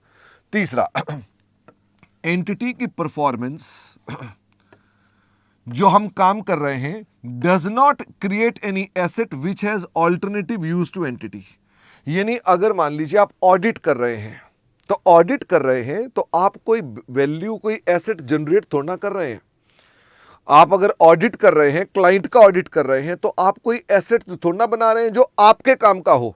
आपने कुछ ऑडिट वर्किंग पेपर की फाइल बना ली, मान लीजिए आप ऑडिट छोड़ दें तो वो आपके लिए कोई जो फाइल है वो आपके लिए कोई एसेट थोड़ा ना बन गया। यानी कि आप जो कर रहे हैं उससे कोई ऐसा एसेट नहीं बन रहा जिसका आप ऑल्टरनेटिव यूज कर सकते हैं, तथा आपके पास लीगल राइट है कि आप अपने पास चाहें तो उसके पैसे मांग सकते हैं। तो ऐसे में आप एसओटी बेसिस पे रिकॉर्ड करेंगे। तो मुझे फटाफट से बताइए, ऐसे ऑडिट्स जिनके अंदर आप काम करते हैं और आप प्रो राटा काम के भी पैसे ले सकते हैं, तो उनके केसेस के अंदर ये कंडीशन सेटिस्फाई हो जाएगी। आप कोई ऑडिट कर रहे हैं जिसके प्रो राटा रेवेन्यू भी आपको मिल सकता है, आपका लीगल राइट है उस पैसे को लेने का, तो क्या ऐसे केसेस में आप रेवेन्यू रिकॉर्ड करेंगे? आप एसओटी पर जितना ऑडिट कर लिया उतना रेवेन्यू रिकॉर्ड कर दो। मान लो बैंक का कॉन्करेंट ऑडिट कर रहे हैं और आपको पता है जितना काम कर दिया उतने पैसे मिलेंगे, तो जितना आपने काम कर दिया उतना रेवेन्यू आप रिकॉर्ड कर सकते हैं। लेकिन अगर मान लीजिए कोई ऐसा ऑडिट है जिसमें आप पेमेंट इन्फोर्स नहीं कर सकते, आप ऑडिटर हैं, आपने ऑडिट कर रहे हैं, आधा ऑडिट कर दिया और अचानक आपके ऑडिट असाइनमेंट खत्म हो गई, अब आपको उसके पैसे नहीं मिलेंगे और कॉन्ट्रैक्ट में वो इन्फोर्सेबल भी मान लो नहीं है, तो ऐसी स्थिति में आप रेवेन्यू को रिकॉर्ड नहीं कर सकते एसओटी पर। फिर ऐसे में रेवेन्यू को कब रिकॉर्ड करना चाहिए? When audit is complete. इसका मतलब आपको अपने पास ना इन सिचुएशंस को बार बार से देखना पड़ता है। तो आप इनके ऊपर टू अंडरस्टैंड मोर आप इनके क्वेश्चंस को जरूर देखें। जैसे ये क्वेश्चंस हैं, ये क्वेश्चंस है, तो आप इनको देखेंगे तो इनके एग्जांपल्स आपको मिल जाएंगे देखने वाले। वंस यू हैव आइडेंटिफाइड कि आपकी परफॉर्मेंस ऑब्लिगेशंस कौन कौन सी है और कौन सी परफॉर्मेंस ऑब्लिगेशन एसओटी पर है, जो एसओटी पर नहीं है वो सारे के सारे पीआईटी पर है। तो पीआईटी की कोई अपनी कंडीशन नहीं है, जो एसओटी में नहीं क्वालिफाई कर पाता वो पीआईटी पर है, पीआईटी पर है। तो मैं ये कहना चाहता हूं कि आपके लिए सेटिस्फाइड ओवर टाइम की भी इतनी सारी क्वेश्चंस के अंदर आपके पास लिस्ट है और इस पर भी आपके पास थ्योरी क्वेश्चंस बनते हैं और यहां पर भी आपको जजमेंट चाहिए। और देखिए जब आपके क्वेश्चन में जजमेंट आती है ना तो आपको थोड़ा उलझाने वाला काम लगता है। तो जजमेंट है तो आपको अपने पास इसके अंदर कहीं ना कहीं ये कंडीशंस याद होनी चाहिए, तो आप इसकी प्रैक्टिस करके जाएं। तो मैंने कहा आपके सवालों में या तो यहां जजमेंट आएगी या आपके सवालों में यहां जजमेंट आएगी। तो इतना ही ध्यान रखना है ना, इसी के ऊपर थ्योरी क्वेश्चन आते हैं। नोटिस करना, और कहीं लिखा भी नहीं है। क्वेश्चन भी कहां पूछे जा रहे हैं, इस पॉइंट पर पूछे जा रहे हैं, या कहां पूछे जा रहे हैं, इस पॉइंट पर पूछे जा रहे हैं, और नहीं पूछे जा रहे हैं। इसका मतलब ये कि आपको ध्यान रखना है। इससे पहले हमने क्या जो बात करी, इससे पहले हमने सिर्फ एडवांस की बात करी और आपकी प्रोबेबिलिटी की बात करी, तो इसमें कोई लंबी चौड़ी प्रॉब्लम नहीं थी। तो वापस चलते हैं और यहां पर आते हैं, और ये मैं आ गया इधर। जब आपने एसओटी आइडेंटिफाई कर लिया, पीआईटी की बात नहीं कर रहा, जब आपने एसओटी आइडेंटिफाई कर लिया तो एसओटी के अंदर आपके पास एमओपी भी आइडेंटिफाई करना पड़ता है, मेजर ऑफ प्रोग्रेस। आपको डिग्री निकालनी पड़ती है, क्योंकि एसओटी में ही तो डिग्री ऑफ कंप्लीशन थी, तो वहीं डिग्री निकालेंगे। जिसमें एसओटी नहीं है वहां डिग्री क्यों निकालेंगे? डिग्री वाला केस ही तो एसएटी बोलते हैं, एसओटी बोलते हैं। इसका मतलब आपको अपने पास डिग्री निकालेंगे। अब डिग्री जो निकालेंगे ये कब निकालेंगे? ईच रिपोर्टिंग डेट पर निकालेंगे कि आपने इस डेट तक इतना रेवेन्यू बुक कर लिया है, तो आप उसमें रेवेन्यू रिकॉर्ड करने वाले हैं। अल्टीमेटली ये चीज जब रिपोर्टिंग डेट पर आप करेंगे तो उसके अंदर आप रेवेन्यू रिकॉर्ड करने की, इस बेसिस पर आप रेवेन्यू रिकॉर्ड करेंगे। तो इसके अंदर क्या है, एमओपी में अगर वो सीरीज ऑफ सर्विसेज है, सीरीज ऑफ गुड्स नहीं बोला, सर्विसेज बोला है, सीरीज ऑफ सर्विसेज है, जैसे इंटरनेट था, या जैसे आपका जिम था, या केबल टीवी था, उनमें आप अपने पास स्ट्रेट लाइन मेथड लगाते हैं। इस पर भी आपके पास 2-3 बार क्वेश्चंस पूछे हुए हैं उन्होंने। तो इसका मतलब एक तो हो गया सीरीज, ये वो सीरीज है जो एसओटी पर आती है। इसका मतलब जैसे जैसे आपको इंटरनेट मिल रहा है वैसे वैसे आप कंज्यूम कर रहे हैं, इसका ना एसओटी का बेसिस हो गया। तो रेवेन्यू कैसे रिकॉर्ड होगा? डिग्री पर बेस्ड होगा। हम हर महीने अपने पास डिग्री पर रिकॉर्ड करेंगे। अब उसकी डिग्री कैसे कैलकुलेट करेंगे? तो इंटरनेट की डिग्री निकालने की जरूरत नहीं है, स्ट्रेट लाइन पर बुक कर लो। वैसे ही जिम की बात करते हैं, तो जिम के अंदर कंपनी अब बेनिफिट दे रही है, हम बेनिफिट दे रहे हैं, आप जिम की सर्विसेज ले रहे हैं, मान लीजिए हम बेनिफिट दे रहे हैं आपको, तो हम बेनिफिट दे रहे हैं और आप हाथ के हाथ कंज्यूम कर रहे हैं, तो एसओटी बेसिस हो गया। हम डिग्री पर बेस्ड रेवेन्यू निकालेंगे, लेकिन डिग्री कैसे निकाले कि आपका कितने % काम हो चुका है? तो हम स्ट्रेट लाइन मेथड लेकर चलते हैं। तो जहां सीरीज होती है वहां पर ऐसा करते हैं। अगर सीरीज ऑफ गुड्स होता है तो उनके अंदर आपके पास क्या है ना, जितने प्रपोर्शन में आप गुड्स डिलीवर कर चुके होते हैं उतने प्रपोर्शन में आप रेवेन्यू रिकॉर्ड करते हैं। भाई आपके पास कहीं सीरीज है कि आपको हर महीने 100 यूनिट्स देने हैं, तो ऐसी स्थिति में अगर मान लो बराबर बराबर है तो स्ट्रेट लाइन ही हो जाएगा। लेकिन किसी महीने में 100, किसी महीने में 50, किसी महीने में 200, किसी महीने में कुछ देना है, तो जितने जितने % आप अपने पास काम करते जाएंगे उतना उतना रेवेन्यू का निकालेंगे। सर्विसेज में आपके पास कुछ ऐसा नहीं होता, क्योंकि वो सिमिलर सर्विसेज थी, तो वहां पर आप स्ट्रेट लाइन मेथड लगा देते हैं। दूसरा है कि वो डिग्री कैसे पता चलेगी? तो डिग्री निकालने के लिए एक है आउटपुट मेथड और एक है हमारे पास इनपुट मेथड। आउटपुट मेथड में क्या है? सर्वे मेथड, जिसके ऊपर आपके पास 1-2 क्वेश्चन भी हैं। ऐसे यूनिट प्रोड्यूस्ड मेथड या माइलस्टोन मेथड भी होता है जिसका कोई क्वेश्चन आपकी किताब में नहीं है। सर्वे मेथड में क्या है? आपको डिग्री बता दी जाएगी, इतनी डिग्री है। जहां डिग्री बता ही दी तो दिक्कत ही नहीं है। ये डिग्री बताएगा कब? आज नहीं बताएगा, कॉन्ट्रैक्ट इंसेप्शन पे नहीं बताएगा। बताएगा कब? ये डिग्री बताएगा आपको जब आप रिपोर्टिंग डेट पर रिकॉर्ड कर रहे होंगे। तो मैंने कॉन्ट्रैक्ट को शुरुआत में देख लिया, इसमें कितनी पीओ है मैंने शुरुआत में ही देख लिया। इन पीओस के अंदर जो हम परफॉर्मेंस ऑब्लिगेशन देंगे, इन पीओ का सेटिस्फैक्शन बेसिस क्या है? मुझे पता चल गया कि इसका सेटिस्फैक्शन बेसिस एसओटी है, तो मैंने ये आइडेंटिफाई कर लिया। डिग्री कैसे निकालेंगे? मैंने कहा मैं एक्सपर्ट से डिग्री पूछूंगा, बैठ जाओ। अब उसके बाद एक्सपर्ट ही आपको डिग्री बताएगा, रिपोर्टिंग डेट आएगी वो डिग्री बताएगा, रेवेन्यू बुक कर लेना। इसका मतलब, और अगर आपने कोई सर्विसेज दे रहे हैं, पहले ही दिन तय कर लिया कि सर्विसेज हैं, तो ये भी हमने कह दिया ये एक सेपरेट परफॉर्मेंस ऑब्लिगेशन है। फिर मैंने उसको देख लिया, ये भी एसओटी पर बेसिस है। आज ही आइडेंटिफाई करके बैठ जाएंगे कि ये स्ट्रेट लाइन पर रेवेन्यू रिकॉर्ड होना है या परसेंटेज पर होना है, जैसा भी है हम आज ही तय कर लेते हैं। कई बार हमें इनपुट मेथड लगाना पड़ता है, रेदर इसके ऊपर भी बड़े सारे क्वेश्चंस हैं, जिसके अंदर प्रमुख मेथड जो है वो है cost to cost input method. ये वही है जो आपका पुराना अकाउंटिंग स्टैंडर्ड 7 हुआ करता था कंस्ट्रक्शन कॉन्ट्रैक्ट का, वही cost to cost input method होता है। कॉस्ट टू कॉस्ट में क्या होता है? हम अपने पास कॉस्ट इनकर देखते हैं, ये क्यूमुलेटिव कॉस्ट होती है, और टोटल एस्टिमेटेड कॉस्ट देखते हैं, ये भी हमारी टोटल है। ये बेस्ट एस्टिमेट लिए जाते हैं रिपोर्टिंग डेट पर। तो रिपोर्टिंग डेट पर आप कितनी कॉस्ट क्यूमुलेटिवली आज तक खर्च कर चुके, divided by the best estimate, आज आपका बेस्ट एस्टिमेट क्या है, ये डिग्री निकालता है। इसमें एक झंझट वाला पॉइंट आता था, अगर आपको पता हो। अगर कोई सब्सटेंशियल एसेट है जिसकी वैल्यू सब्सटेंशियल है, कस्टमर उसका बेनिफिट ले लेगा, कंट्रोल ले लेगा तुरंत, और उस एसेट में कोई मॉडिफिकेशन नहीं करनी है, तो ऐसे में जब डिग्री निकालनी है तो आपको अपने पास इसे माइनस करके दिखाना है, इधर से भी और इधर से भी। इसके ऊपर हमारे इंस्टीट्यूट ने 2-3 दफा सवाल पूछ रखे हैं।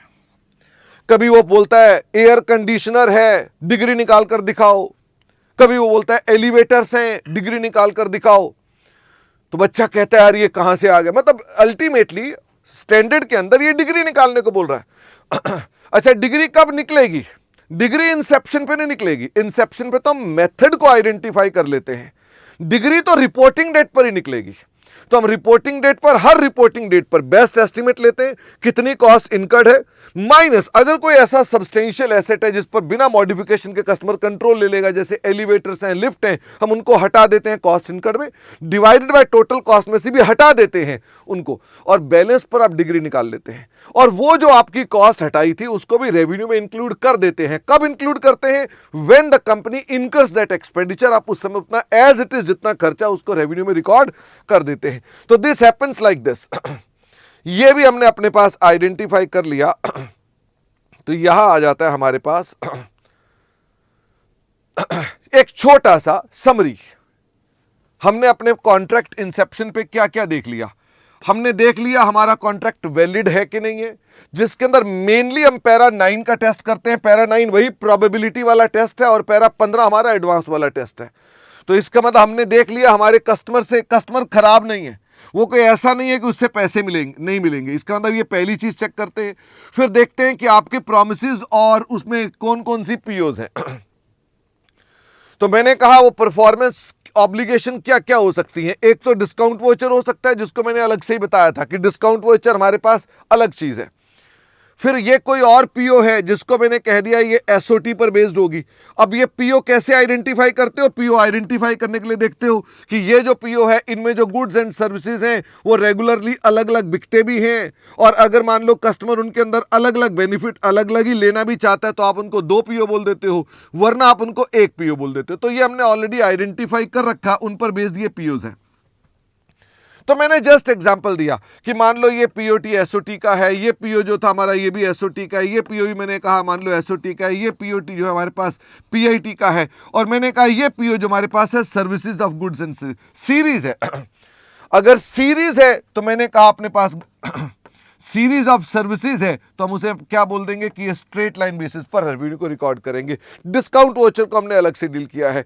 ये हो सकता है कि इस पीओ के लिए हमने सर्वे मेथड को अडॉप्ट कर लिया हो, इसके लिए हमने cost to cost input method लगा दिया हो, इसमें हो सकता है cost to cost input method और इसमें सब्सटेंशियल एसेट वाला क्लॉज लग जाए, और इसमें अंदर पीआईटी है। पीआईटी में तो आपको डिग्री निकालनी नहीं है, पीआईटी में तो जब आप काम करेंगे, जब गुड्स डिलीवर कर देंगे तो रेवेन्यू रिकॉर्ड होगा।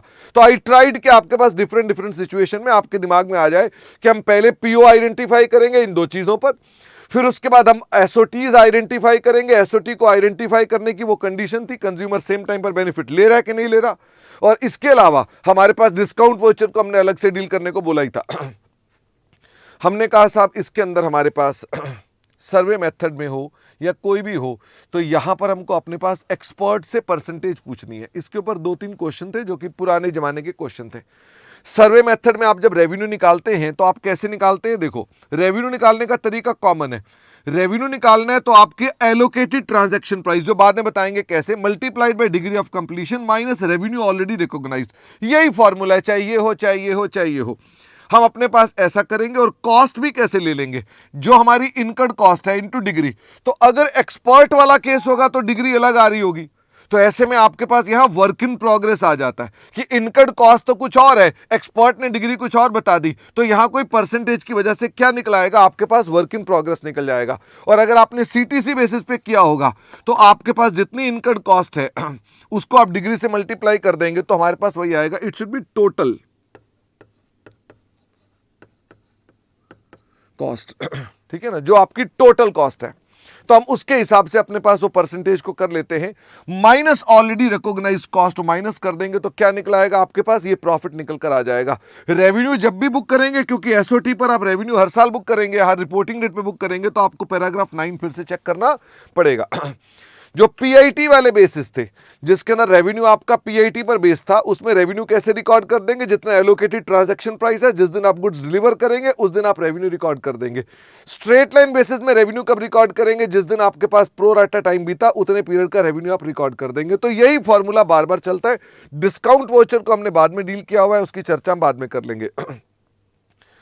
स्टेप 3 पर जो कि आपके पास ज्यादा क्वेश्चंस पूछे जाते हैं, हम फिर से एक बार देखते हैं कि हमारे पास जो क्वेश्चंस आपसे पूछे जा रहे हैं अभी तक अगर देखें तो इस पॉइंट पर तो मैंने समराइज किया है, यहां तो समराइज किया है। क्वेश्चन वही चल रहे हैं जो मैंने आपको बताए थे, जजमेंट वाले क्वेश्चन यहां तक, और यहां जो क्वेश्चन पूछे गए हैं ये आपके प्रैक्टिकल क्वेश्चंस थे। दीज वर प्रैक्टिकल क्वेश्चंस, और ये क्वेश्चन भी आपको कहीं ना कहीं देखने को मिल जाते हैं। हालांकि ज्यादा मुश्किल क्वेश्चन नहीं होते, जिसके अंदर आपको, इसमें तो आपने सिर्फ स्ट्रेट लाइन पर रेवेन्यू रिकॉर्ड करना है, इसमें आपको डिग्री निकाल कर दिखानी है, तो कोई लंबा चौड़ा सवाल नहीं है ये। अब बारी आती है ट्रांजैक्शन प्राइस को हम कैसे कैलकुलेट करते हैं। ट्रांजैक्शन प्राइस को कैसे कैलकुलेट करते हैं? तो ट्रांजैक्शन प्राइस क्या क्या होगा? तो मैंने कहा साहब ट्रांजैक्शन प्राइस या तो कैश में हो सकता है या नॉन कैश हो सकता है। तो कैश में होगा तो दिक्कत ही नहीं है, नॉन कैश है तो हमने आपके साथ एक बात करी। नॉन कैश मतलब एक्सचेंज, जो एक्सचेंज आपने बाहर कर रखी है, जो आपके पास आउट ऑफ स्कोप है, वो कौन सी थी? सिमिलर एक्सचेंजेस, उनको तो हमने पहली बार कर दिया था। बाकी एक्सचेंजेस यहां पर है, यानी हमने गुड्स दिए हैं और बदले में कोई चीज ले ली है, हमने कोई शेयर्स ले लिए हैं, या हमने कोई लैंड ले ली है, या हमने कोई मशीन ले ली है, ठीक है। ऐसे में तो सबसे पहली बात समझो, हमारी फेयर वैल्यू क्या होगी? जो कंसिडरेशन की फेयर वैल्यू है वो रेवेन्यू में लेनी है। Rule is fair value of the consideration. इसका मतलब यह कि जब भी आप कोई गुड्स और सर्विसेज देते हो जिसके बदले में आपको क्या मिलनी है? Non cash consideration. तो रेवेन्यू कितना होगा? रेवेन्यू ये नहीं होगा कि आपने अपने पास से क्या दिया, रेवेन्यू होगा कंसिडरेशन, जो आपने कंसिडरेशन ऑब्टेन की है। शब्दों पे ध्यान दें, जब आप इंड या 16 पढ़ते हैं तो वहां पर भी फेयर वैल्यू ऑफ कंसिडरेशन है, पर वहां कंसिडरेशन का मतलब कुछ और हो जाता है। वहां होता है हमने जो दिया, क्योंकि वहां हम कंसिडरेशन पे करते हैं, यहां पर हम कंसिडरेशन लेते हैं। तो मैं बोल रहा हूं जो fair value of the consideration हमको मिली है उसको रिकॉर्ड करना है। तो इसका मतलब इसका इंड या 16 के साथ अगर तुलना करेंगे तो उल्टा हो गया। वहां देखते थे fair value of asset given, यहां देख रहे हैं fair value of consideration obtained, क्योंकि दोनों केस में है ये कंसिडरेशन, एक में हम पे कर रहे हैं, एक में हम रिसीव कर रहे हैं। तो हमें लेनी फेयर वैल्यू ऑफ कंसिडरेशन होती है। द कॉमन कॉन्सेप्ट इज कि लेनी फेयर वैल्यू ऑफ कंसिडरेशन है, एक में अलग है, एक में अलग है। इसमें झगड़ा यह आता है कि वो फेयर वैल्यू कौन से दिन की लेनी है। वो आपने date of receipt of consideration लेनी है, या जिस दिन फेयर वैल्यू आपने कॉन्ट्रैक्ट स्थापित किया था उस दिन की लेनी है। तो मैंने कहा अगर वो कंसिडरेशन वेरिएबल कंसिडरेशन है, वेरिएबल कंसिडरेशन मतलब यह कि जिसके अंदर एंटिटी परफॉर्मेंस पर उसे अर्न कर रही है, वो बेचारी मेहनताना कर रही है तो जाकर कंसिडरेशन अर्न हो रही है, तो ऐसे में हम बोलते हैं कि कॉन्ट्रैक्ट के डिसीजन वाले दिन जो आपने वैल्यू ली थी, कॉन्ट्रैक्ट साइन करते हुए जो वैल्यू ली थी, उसी को हम वैल्यू मानेंगे। बाद में होने वाली चेंजेस, आपका सट्टा है, बाजार के अंदर आपका होने वाला गेन और लॉस है, उसको अपने पास किसी और स्टैंडर्ड में कवर करते हैं। इसका मतलब हम कौन से दिन की फेयर वैल्यू देखते हैं? 115 के लिए हम देखते हैं fair value on the date, जिस दिन आपने कॉन्ट्रैक्ट साइन किया था उस दिन कितनी वैल्यू है। और अगर मान लो फिक्स कंसिडरेशन है कि आपको वही कंसिडरेशन मिलनी है, पहले दिन पता थी, हमने कहा हम आपको गुड्स देंगे, आप मुझे मशीन दे देना, आपने कहा ठीक है, उसमें कोई बोनस वोनस नहीं है, उसमें कोई इंसेंटिव नहीं है, मेरे काम करने के ज्यादा पैसे नहीं दे रहे, आप ये नहीं कह रहे शर्मा जी बढ़िया काम करेंगे तो 2 मशीन दे देंगे, ऐसा तो बोल नहीं रहे। मैंने आपको गुड्स देने, आपने मुझे मशीन देनी है। तो मशीन की फेयर वैल्यू कौन से दिन की देनी है? जिस दिन मेरे को मशीन मिली, जिस दिन मैंने कंसिडरेशन रिसीव की है उस दिन लेनी है। इस पॉइंट पर भी कई क्वेश्चन पूछे हुए हैं, तो आप इन क्वेश्चंस को भी देख सकते हो। इस पॉइंट पर भी आपके पास ये क्वेश्चंस है तो जरूर देखने चाहिए कि अच्छा ठीक है इस पॉइंट को हम देखें। वैसे बेस्ट पार्ट तो ये होगा कि आप अपने पास इस वीडियो को वहीं पॉज करें और उन क्वेश्चंस को खोलें और उन क्वेश्चंस को जाकर चेक करें कि अच्छा ठीक है, तो ये पॉइंट क्लियर होते जाएंगे, आप साथ में एग्जाम्पल होते जाएंगे और आपके 100% सवाल सारे के सारे कवर हो जाएंगे फटाफट से। 2-4 घंटे लगेंगे और आपके पास इस वीडियो से और बाकी उससे सारा कॉन्सेप्ट एकदम क्लियर हो जाएगा। दूसरी बात आती है ट्रांजैक्शन प्राइस निकालने में आपको कुछ एडजस्टमेंट्स करनी होती है। एक तो होती है फिक्स कंसिडरेशन, इसमें तो कोई दिक्कत नहीं है, जो आपको सवाल में दी जाती है वही होती है, इसमें तो कोई चेंज नहीं है। तथा होती है प्लस या माइनस भी हो सकता है, that is the variable consideration. इसके अलावा हमको माइनस करनी पड़ती है सिग्निफिकेंट फाइनेंसिंग कॉस्ट, माइनस करनी पड़ती है कंसिडरेशन पेड टू कस्टमर्स। ये होता है ट्रांजैक्शन प्राइस, और इस ट्रांजैक्शन प्राइस को हम बाद में क्या करते हैं, एलोकेट करते हैं। ये ट्रांजैक्शन प्राइस बाद में क्या हो जाता है, एलोकेट हो जाता है। तो हम इनमें से इन चीजों को एक एक करके डील करते हैं। वेरिएबल कंसिडरेशन, जिसके ये एग्जांपल हो गए। भाई सेल रिटर्न, आपने कस्टमर को बोला सेल करते हुए भाई पसंद ना आए तो वापस कर देना, तो ऐसे में रेवेन्यू रिकॉर्ड करें कि ना करें, क्योंकि सारी की सारी कंसिडरेशन रिटर्नेबल है। आपने उसे कह दिया भैया माल पसंद ना आए तो वापस कर देना, तो कंसिडरेशन रिटर्नेबल है, वेरिएबल हो गई। या एक्सपेक्टेड प्राइस कंसेशन, आपने कहा भाई इससे सस्ता बाजार में मिल जाए तो मेरे पैसे वापस, जितने का तुम्हें सस्ता मिल जाए उतने पैसे वापस, जितना सस्ता मिल जाए उसके दुगने पैसे वापस। इसका मतलब हम कोई प्राइस कंसेशन दे रहे, हमने कहा तुम ज्यादा माल मुझसे खरीदोगे तो पैसे वापस। द मोमेंट मैं बोलता हूं कि पैसे वापस, दिस इज वेरिएबल कंसिडरेशन, क्योंकि वेरी कर रही है, आ रही है और फिर जा भी रही है, इसका मतलब ये वेरिएबल कंसिडरेशन हो गई। तो ये एक्सपेक्टेड प्राइस कंसिडरेशन है। वॉल्यूम डिस्काउंट मैंने बता दिया, ज्यादा माल खरीदोगे तो पैसे कम कर देंगे। बोनस और पेनल्टीज, हमने कहा भाई बढ़िया काम अगर करेंगे तो हमें ज्यादा पैसे दे देना, तो हम एंटिटी हैं तो आप हमारे ग्राहक हैं, मैंने कहा मैं बढ़िया काम करूंगा तो मुझे बोनस दे देना, या घटिया करूंगा तो मैं पेनल्टी लगा देना। यानी बोनस क्या हो गया कि आप मुझे एडिशनल पैसा देंगे, और पेनल्टी क्या हो गई, पैसे वापस। द मोमेंट मैं बोलता हूं पैसे वापस ही हो गई, वेरिएबल कंसिडरेशन। द मोमेंट आप कहते हो बढ़िया काम करेंगे तो पैसे और देंगे, मेरे लिए क्या हो गया, वेरिएबल कंसिडरेशन। पता नहीं आएगा कि नहीं आएगा। तो हम अपने पास वेरिएबल कंसिडरेशन आकर के चिंता में पड़ जाते हैं। क्या चिंता पड़ जाती है, ये कंडीशन आपको फिर से याद करनी पड़ेगी। इस कंडीशन का नाम है constraining estimates of the variable consideration. Check करना पड़ेगा जो रेवेन्यू आके लौट सकता है, जो रेवेन्यू आके लौट सकता है, या जो रेवेन्यू आने से पहले ही आनाकानी कर रहा है, पता नहीं आएगा कि नहीं आएगा, जैसे कि बोनस पता नहीं मिलेगा कि नहीं मिलेगा, इनाम पता नहीं मिलेगा कि नहीं मिलेगा, लेकिन जो आगे जा सकता है, सेल रिटर्न, या मैं जिन्हें प्राइस कंसेशन दे सकता हूं, या मैं जिन्हें वॉल्यूम डिस्काउंट दे सकता हूं, ऐसे केसेस में हम कहते हैं रेवेन्यू को बुक करते हुए तुम्हारे हाथ कांपने चाहिए। उसको बोलते हैं constraining estimates of variable consideration. वो कहता है इस पर कंस्ट्रेंट है, रुकावट है। Don't record that revenue freely, कि पता नहीं वापस हो जाना लेकिन रेवेन्यू आज ही रिकॉर्ड कर लो। वो कहता है इसको कंस्ट्रेनिंग एस्टिमेट्स बोलते हैं, रोक के चले, क्योंकि ये रेवेन्यू वापस जा सकता है। जिस पर वो हमें क्या कहता है, वो कहता है आप मुझे ये चेक कर लें, highly probable that revenue, cumulative revenue will not reverse when uncertainty is resolved। जब यह सिद्ध हो जाए कि अब ये पैसा आपको लौटाना नहीं है, सिद्ध का मतलब है हाई प्रोबेबिलिटी, आपको लगना शुरू हो जाए हाई प्रोबेबिलिटी है यह पैसा वापस नहीं जाएगा, तो ऐसे में आप रेवेन्यू को रिकॉर्ड कर सकते हैं। सर तो क्या पैसा वापस लेटर ऑन हो भी सकता है? हां, हो तो सकता ही है। मैंने रिकॉर्ड करते वक्त हाई प्रोबेबिलिटी थी, रिकॉर्ड कर लिया, कल को वापस करना पड़ गया तो हो जाएगा। आई एम नॉट सेइंग वापस नहीं होगा, बट मेरे स्टैंडर्ड कहता है रिकॉर्ड करते से पहले ही आप चेक कर ले कि ये वापसी नहीं होने वाला होना चाहिए, वापस ही बाद में हो जाएगा, तो घबराने की बात नहीं है। इसका मतलब वो पॉसिबल है। इसके लिए आप कौन से फैक्टर्स को देखेंगे? इसके लिए आप ये फैक्टर्स को देखेंगे कि रेवेन्यू वापस होगा कि नहीं। उसके लिए देखेंगे कि अगर वो फैक्टर ऐसे हैं जो हमारे कंट्रोल में नहीं है, या पीरियड ऑफ अनसर्टेनिटी बहुत ज्यादा है, या हमारा एक्सपीरियंस बहुत कम है। मुझे फटाफट से बताओ, मैंने कहा हमारे हाथ में कुछ नहीं है, डोंट रिकॉर्ड रेवेन्यू, तुम्हारे हाथ में कुछ नहीं है तो रेवेन्यू को रिकॉर्ड करने वाले हो। या वो क्वेश्चन कहता है बड़े लंबे पीरियड की अनसर्टेनिटी है, डोंट रिकॉर्ड रेवेन्यू, पता नहीं कल को क्या हो जाए, कोरोना आ जाए, क्या हो जाए। या आपको लगता है कि आपका तो इस बारे में एक्सपीरियंस ही नहीं है, डोंट रिकॉर्ड रेवेन्यू, क्योंकि पता नहीं, एक्सपीरियंस है नहीं, क्या होगा कल को। या मैं इसको उल्टा बोलता हूं, फैक्टर हमारे कंट्रोल में है, कोई दिक्कत नहीं है, रिकॉर्ड कर सकते हैं रेवेन्यू। हमारे पास बहुत एक्सपीरियंस है, हम ये काम कर सकते हैं, कोई दिक्कत की बात नहीं है। बड़ा शॉर्ट पीरियड के अनसर्टेनिटी है, रेवेन्यू रिकॉर्ड हो सकता है, इट डिपेंड्स अपॉन जजमेंट। लेकिन एनीवे इसके ऊपर आपके पास बात आती है। तो यहां पर आपके वेरिएबल कंसिडरेशन को बुक करने के लिए ये पहले कॉन्सेप्ट आता है। अब इसके अंदर अब जब कॉन्सेप्ट आता है तो रेवेन्यू को कैलकुलेट कैसे करेंगे अपने पास। तो हमने कहा कैलकुलेट करने के लिए हमारे पास दो मेथड्स हैं। भाई कितना रेवेन्यू वापस चला जाएगा, इसके दो मेथड्स हैं।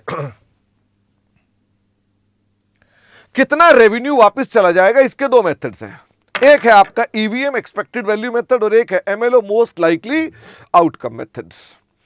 जहां पर हम बोलते हैं ईवीएम में हम बोलते हैं कि साहब हमारे पास एक रेंज निकाल दो, बड़ी सारे पॉसिबल रेंजेस हैं, ऐसा भी हो सकता है, ऐसा भी हो सकता है, ऐसा भी हो सकता है, ऐसा भी हो सकता है। तो आप उनका एक वेटेड एवरेज कर लो। ध्यान दें, वेटेड एवरेज प्रोबेबिलिटी बेस्ड होगा। तो आप उसकी अमाउंट निकाल लो, तो इससे आपके पास अमाउंट मिल जाएगा। This will be the amount जिसकी मैं एडजस्टमेंट करने वाला हूं। मुझे लगता है ये सेल रिटर्न हो सकती है, ये भी हो सकती है, ये भी हो सकती है, ये भी हो सकती है। तो उनकी पॉसिबल एवरेज निकाल ली। मैंने कहा पहली सेल हुई है, इसके अंदर नई रिटर्न होगी, दूसरी की है, इसमें नहीं होगी, इसमें की है, इसमें हो सकती है। इसका मतलब मैंने एक एवरेज निकाल दी, मुझे पता चल गया इतनी सेल रिटर्न हो सकती है। जो सेल रिटर्न हो सकती है उसका अमाउंट निकाल लिया। चाहे सेल रिटर्न नहीं हुई है, आप उसका रेवेन्यू रिकॉर्ड नहीं करेंगे। ऐसे ही मुझे लगता है कि हाँ मैं डिस्काउंट दे दूंगा, ये भी हो सकता है मैं ये डिस्काउंट दूं, ये भी हो सकता है मैं ये डिस्काउंट दूं, ये भी हो सकता है मैं इतना डिस्काउंट दूं। तो पहले एवरेज कर लो, तो पता चल जाएगा कितना डिस्काउंट दोगे, उतने के एडजस्टमेंट करेंगे। मुझे लगता है इतना बोनस मिलेगा या इतना बोनस मिलेगा या इतना बोनस मिलेगा, इतना बोनस, बड़ी सारी पॉसिबिलिटीज हैं, एवरेज कर लो। तो भाई उसका पता चल गया इतना बोनस मिलेगा। मुझे इतनी पेनल्टी लगेगी कि इतनी पेनल्टी लगेगी तो इतनी पेनल्टी लगेगी, एवरेज कर लो तो इतनी पेनल्टी लगेगी। तो इसे बोलते हैं weighted average EVM methods. Amount निकालने का तरीका है। एक दूसरा होता है मोस्ट लाइकली आउटकम। ये आमतौर पे तभी लगाया जाता है जब आपके पास दो ही आउटकम होंगी, ऐसा होगा या ऐसा होगा। बस ऐसे में वेटेड एवरेज करने की आवश्यकता नहीं। जिसके ज्यादा चांस होते हैं उस अमाउंट को एज इट इज ले लो। हमें लगता है बोनस मिलेगा या नहीं मिलेगा, और मुझे लगता है बोनस मिलने के चांस ज्यादा हैं, 60% चांस है बोनस मिलने के। दिमाग की बत्ती बंद कर दो, बोनस को उठा के वेरिएबल कंसिडरेशन देख लो, और ये अमाउंट जुड़ेगा कि नहीं जुड़ेगा ये आपको अलग देखना। सीवीसी कंडीशन पास हो रही है कि नहीं हो रही है। इसका मतलब when you have only two possibilities तो we apply most likely outcome. This is the way how to identify the amount. ध्यान दें, अमाउंट निकलने के बाद सीवीसी तो पास होना ही चाहिए, तभी रेवेन्यू में आएगा। सीवीसी पास होगा तभी रेवेन्यू आएगा। ओके तो मैंने कहा ईवीएम और एमएलओ ये दो चीज देखते हैं, जिसके अंदर यहां रेंज होती है और इसके अंदर आपके पास मोस्ट लाइकली आउटकम होता है। यही अमाउंट बाद में ट्रांजैक्शन प्राइस में या तो प्लस होता है या माइनस होता है। आपको लगता है पेनल्टीज है तो माइनस हो जाएगा, लगता है वापसी हो जाएगा अमाउंट, आपको लगता है डिस्काउंट देंगे तो माइनस हो जाएगा, बोनस है तो जुड़ जाएगा। इसका मतलब यही आपकी वेरिएबल कंसिडरेशन में एडजस्टमेंट आती है। यहां आकर प्लस या माइनस हो जाता है। अच्छा तो यहां पर मैंने कहा सेल्स रिटर्न में क्या करें। सेल्स रिटर्न में आप अपने पास एक्सपेक्टेड रिटर्न्स को कैलकुलेट करें, या तो ईवीएम पर या एमएलओ पर बेस्ड। आमतौर पे इसमें कंपनी के पास एक प्रोबेबिलिटी होती है कि आपको इतने % रिटर्न हो जाती है, आप उसके हिसाब से कैलकुलेशन कर लेते हैं। सेल्स रिटर्न वाले केस में विशेष बात यह है कि जब आप सेल्स रिटर्न को पहले ही फोर्सी कर रहे हो कि आपकी सेल रिटर्न हो सकती है, तो ऐसे में आप उसके अंदर क्या बना देते हैं, you make sales return provision and don't forget कि आपका वो स्टॉक इन हैंड है, वो stock in hand with customers है। इसका मतलब अगर आप गुड्स को कह रहे हो भाई मेरी सेल नहीं है, कस्टमर को माल दे दिया फिर भी कह रहे हो सेल नहीं है, तो भूल मत जाना, अब अगर आप सेल बुक नहीं कर रहे हो तो स्टॉक जरूर बुक करना होता है। इस केस में सेल बुक नहीं करते हो तो स्टॉक बुक करना जरूरी है। इस पर 2-3 क्वेश्चन है, आप उनको देख सकते हैं। वैसे ही हमारे पास एक्सपेक्टेड प्राइस कंसेशन है, तो पहले ढूंढ लो कितना कंसेशन आप देने वाले हैं, और रेवेन्यू को जब रिकॉर्ड करोगे तो कंसेशन को माइनस करके रिकॉर्ड करेंगे। वैसे ही वॉल्यूम डिस्काउंट के अंदर भी चेक कर लो कितना आप अपने पास डिस्काउंट देने वाले हैं। रेवेन्यू को पहले ही कम कर लोगे, इस पर भी कई क्वेश्चंस हैं। बोनस को अपने पास इंक्लूड करना है कि नहीं करना है, इस पर भी आपके पास क्वेश्चंस हैं। तो ये सारे के सारे प्रैक्टिकल क्वेश्चंस हैं आपके पास, ठीक है। तो इनको हम अपने पास प्रैक्टिकली डिस्कस कर चुके, but still you may have some queries out of it. फिर बारी आती है consideration paid to customer, SFC भी आ रहा है, कंसिडरेशन पेड टू कस्टमर, जैसे कि कैशबैक। अगर आपको याद हो तो मैंने डिस्काउंट वोचर के साथ बताया था कि discount voucher loyalty point other than cashback, तो कैशबैक को हम लोग अपने पास टीपी में माइनस कर देते हैं, और डिस्काउंट वोचर लॉयल्टी पॉइंट की चर्चा अलग से आएगी। इसका मतलब जो डिस्काउंट वोचर और लॉयल्टी पॉइंट है, जो सेपरेट पीओ है, उसकी सेपरेट अकाउंटिंग है। लेकिन डिस्काउंट वोचर और लॉयल्टी पॉइंट जो in the nature of cashback है, in the nature of cashback है, उसको हम सीधे सीधे माइनस कर देते हैं अपनी कंसिडरेशन में से। बात खत्म। मैंने आपसे कहा मुझसे 100 रुपए की चीज खरीद लो, 3 रुपए का कैशबैक है, तो I will record 97 rupees. There is no need कि मैं उसका प्रोराटा रेवेन्यू डेफर करूं। ऐसे केसेस में आपको सीधा सीधा मैंने कैशबैक देना है, तो मेरे पास वो माइनस हो जाएगा, कंसिडरेशन में माइनस हो जाएगा। वैसे ही इसके ऊपर आपके पास आते हैं ऑफर टू इंड्यूस कस्टमर।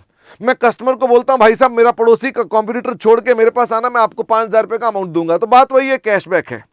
तो ऐसे ही मैं हो सकता है उसके अंदर कुछ आपको इंसेंटिव दे दूं, मैं बोलूं कि साहब इतना पैसा दूंगा, तो जो भी मैं आपको दूंगा वो रिड्यूस हो जाएगा। तो दीज आर बेसिकली जो अमाउंट्स आप पे करते हैं, करने की बात कर रहे हैं, उसको भी रिड्यूस कर दिया जाएगा टीपी के ऊपर। इस पर भी 2-3 क्वेश्चंस आपके पास उपलब्ध हैं, इन क्वेश्चंस को भी जरूर देखना चाहिए। तो मैं आपसे कह सकता हूं इस कॉन्सेप्ट पर आपके पास यहां से लेकर यहां तक में आपके पास you have lots of practical questions. तो इन क्वेश्चंस को भी आप अपने ना इस वीडियो को यहीं रोकें, हाथ क्या सॉल्व करें इन क्वेश्चंस को, तभी आपका कॉन्सेप्ट क्लियर होगा। इसके अंदर इसके अलावा क्या आता है, एक छोटा सा सवाल और आता है कि अगर मान लीजिए कोई डिस्काउंट कैशबैक का भी नहीं है, वो रिन्यूअल स्कीम है। रिन्यूअल स्कीम है मतलब ये कि कस्टमर को हमने कहा भाई साहब आपका ये डिस्काउंट वोचर जो है सिर्फ हमारी इन्हीं सर्विसेज को रिन्यू करने में काम आएगा। तो जब वो सेम सर्विस की रिन्यूअल के ऊपर काम आता है तो इसकी एक अलग अकाउंटिंग की जाती है। हम अपने पास एवरेज रेवेन्यू रिकॉर्ड करते हैं। मान लीजिए हमने कहा कि आप ये पढ़ लीजिए, फिर ये भी पढ़ लीजिए, फिर ये भी पढ़ लीजिए, पहला ये पढ़ेंगे तो आपको इतनी फीस लगेगी, अगला ये पढ़ेंगे तो इतनी फीस लगेगी। तो ऐसी स्थिति में हम एवरेज कर लेते हैं। तो इसके ऊपर भी एक क्वेश्चन है, जरूर चेक करिएगा अपने पास। हम देखते हैं कि आपका प्राइस कितना है डिवाइडेड बाय 2। मान लीजिए आपका ओरिजिनल प्राइस था, आपने कहा 1000 रुपए और आपने कहा रिन्यूअल कराओगे तो 900 रुपए। तो रेवेन्यू कितना रिकॉर्ड हो जाएगा, हम बोल देंगे 1900 डिवाइडेड बाय 2। हम बोलेंगे रेवेन्यू आपका पहली बार का 950, दूसरी बार का 950। इसमें आपको वेटेड एवरेज भी चेक करनी पड़ती है। क्या प्रोबेबिलिटी है, मान लो इसकी प्रोबेबिलिटी है 60%, तो ऐसे में ध्यान रखना फिर ये डिवाइडेड बाय भी जब 2 करोगे तो 1 + 1 का 60%। इसका मतलब अगर मैं आपसे कहूं कि ये ओरिजिनल 1000 रुपए की सर्विस है, मैंने कहा रिन्यू कराओगे तो 900 रुपए, लेकिन कस्टमर का रिन्यूअल का चांस 60% है, तो रेवेन्यू कितना होगा 1000 + 900 का 60%। तो डिवाइड किससे करोगे, पहली बार को तो पक्का ले चुका कस्टमर, रिन्यूअल का चांस 60% है, तो अब आप इसकी एवरेज करेंगे, ये रेवेन्यू निकलेगा। इसकी डिटेल देखनी हो तो इस क्वेश्चन 22 में जाकर आप देख सकते हैं। ये नहीं, वहां पर भी आपका रेवेन्यू कैसे निकाला जाता है ये बताया हुआ है। फिर आती है बात एसएफसी, जो कि आपका फिर से एक जजमेंटल वाला क्वेश्चन है, जिसके अंदर थोड़ा सा प्रैक्टिकल भी आता है और थोड़ा सा जजमेंट भी आती है। एसएफसी भी आपके पास ट्रांजैक्शन प्राइस में माइनस हो जाता है। एसएफसी का मतलब क्या है कि आपके कंसिडरेशन में कोई ब्याज का एलिमेंट है तो ब्याज को आपको एलिमिनेट करना पड़ता है। भाई ब्याज का एलिमिनेट आपका सेल ऑफ गुड्स थोड़ा है, वो तो ब्याज की इनकम होगी, तो हम इसके पास एसएफसी को हटा देते हैं। तो जब बारी आती है एसएफसी को हटा देते हैं, तो एसएफसी को हटाने के लिए हमारे पास कुछ एडजस्टमेंट्स हैं, वो जरा देखें।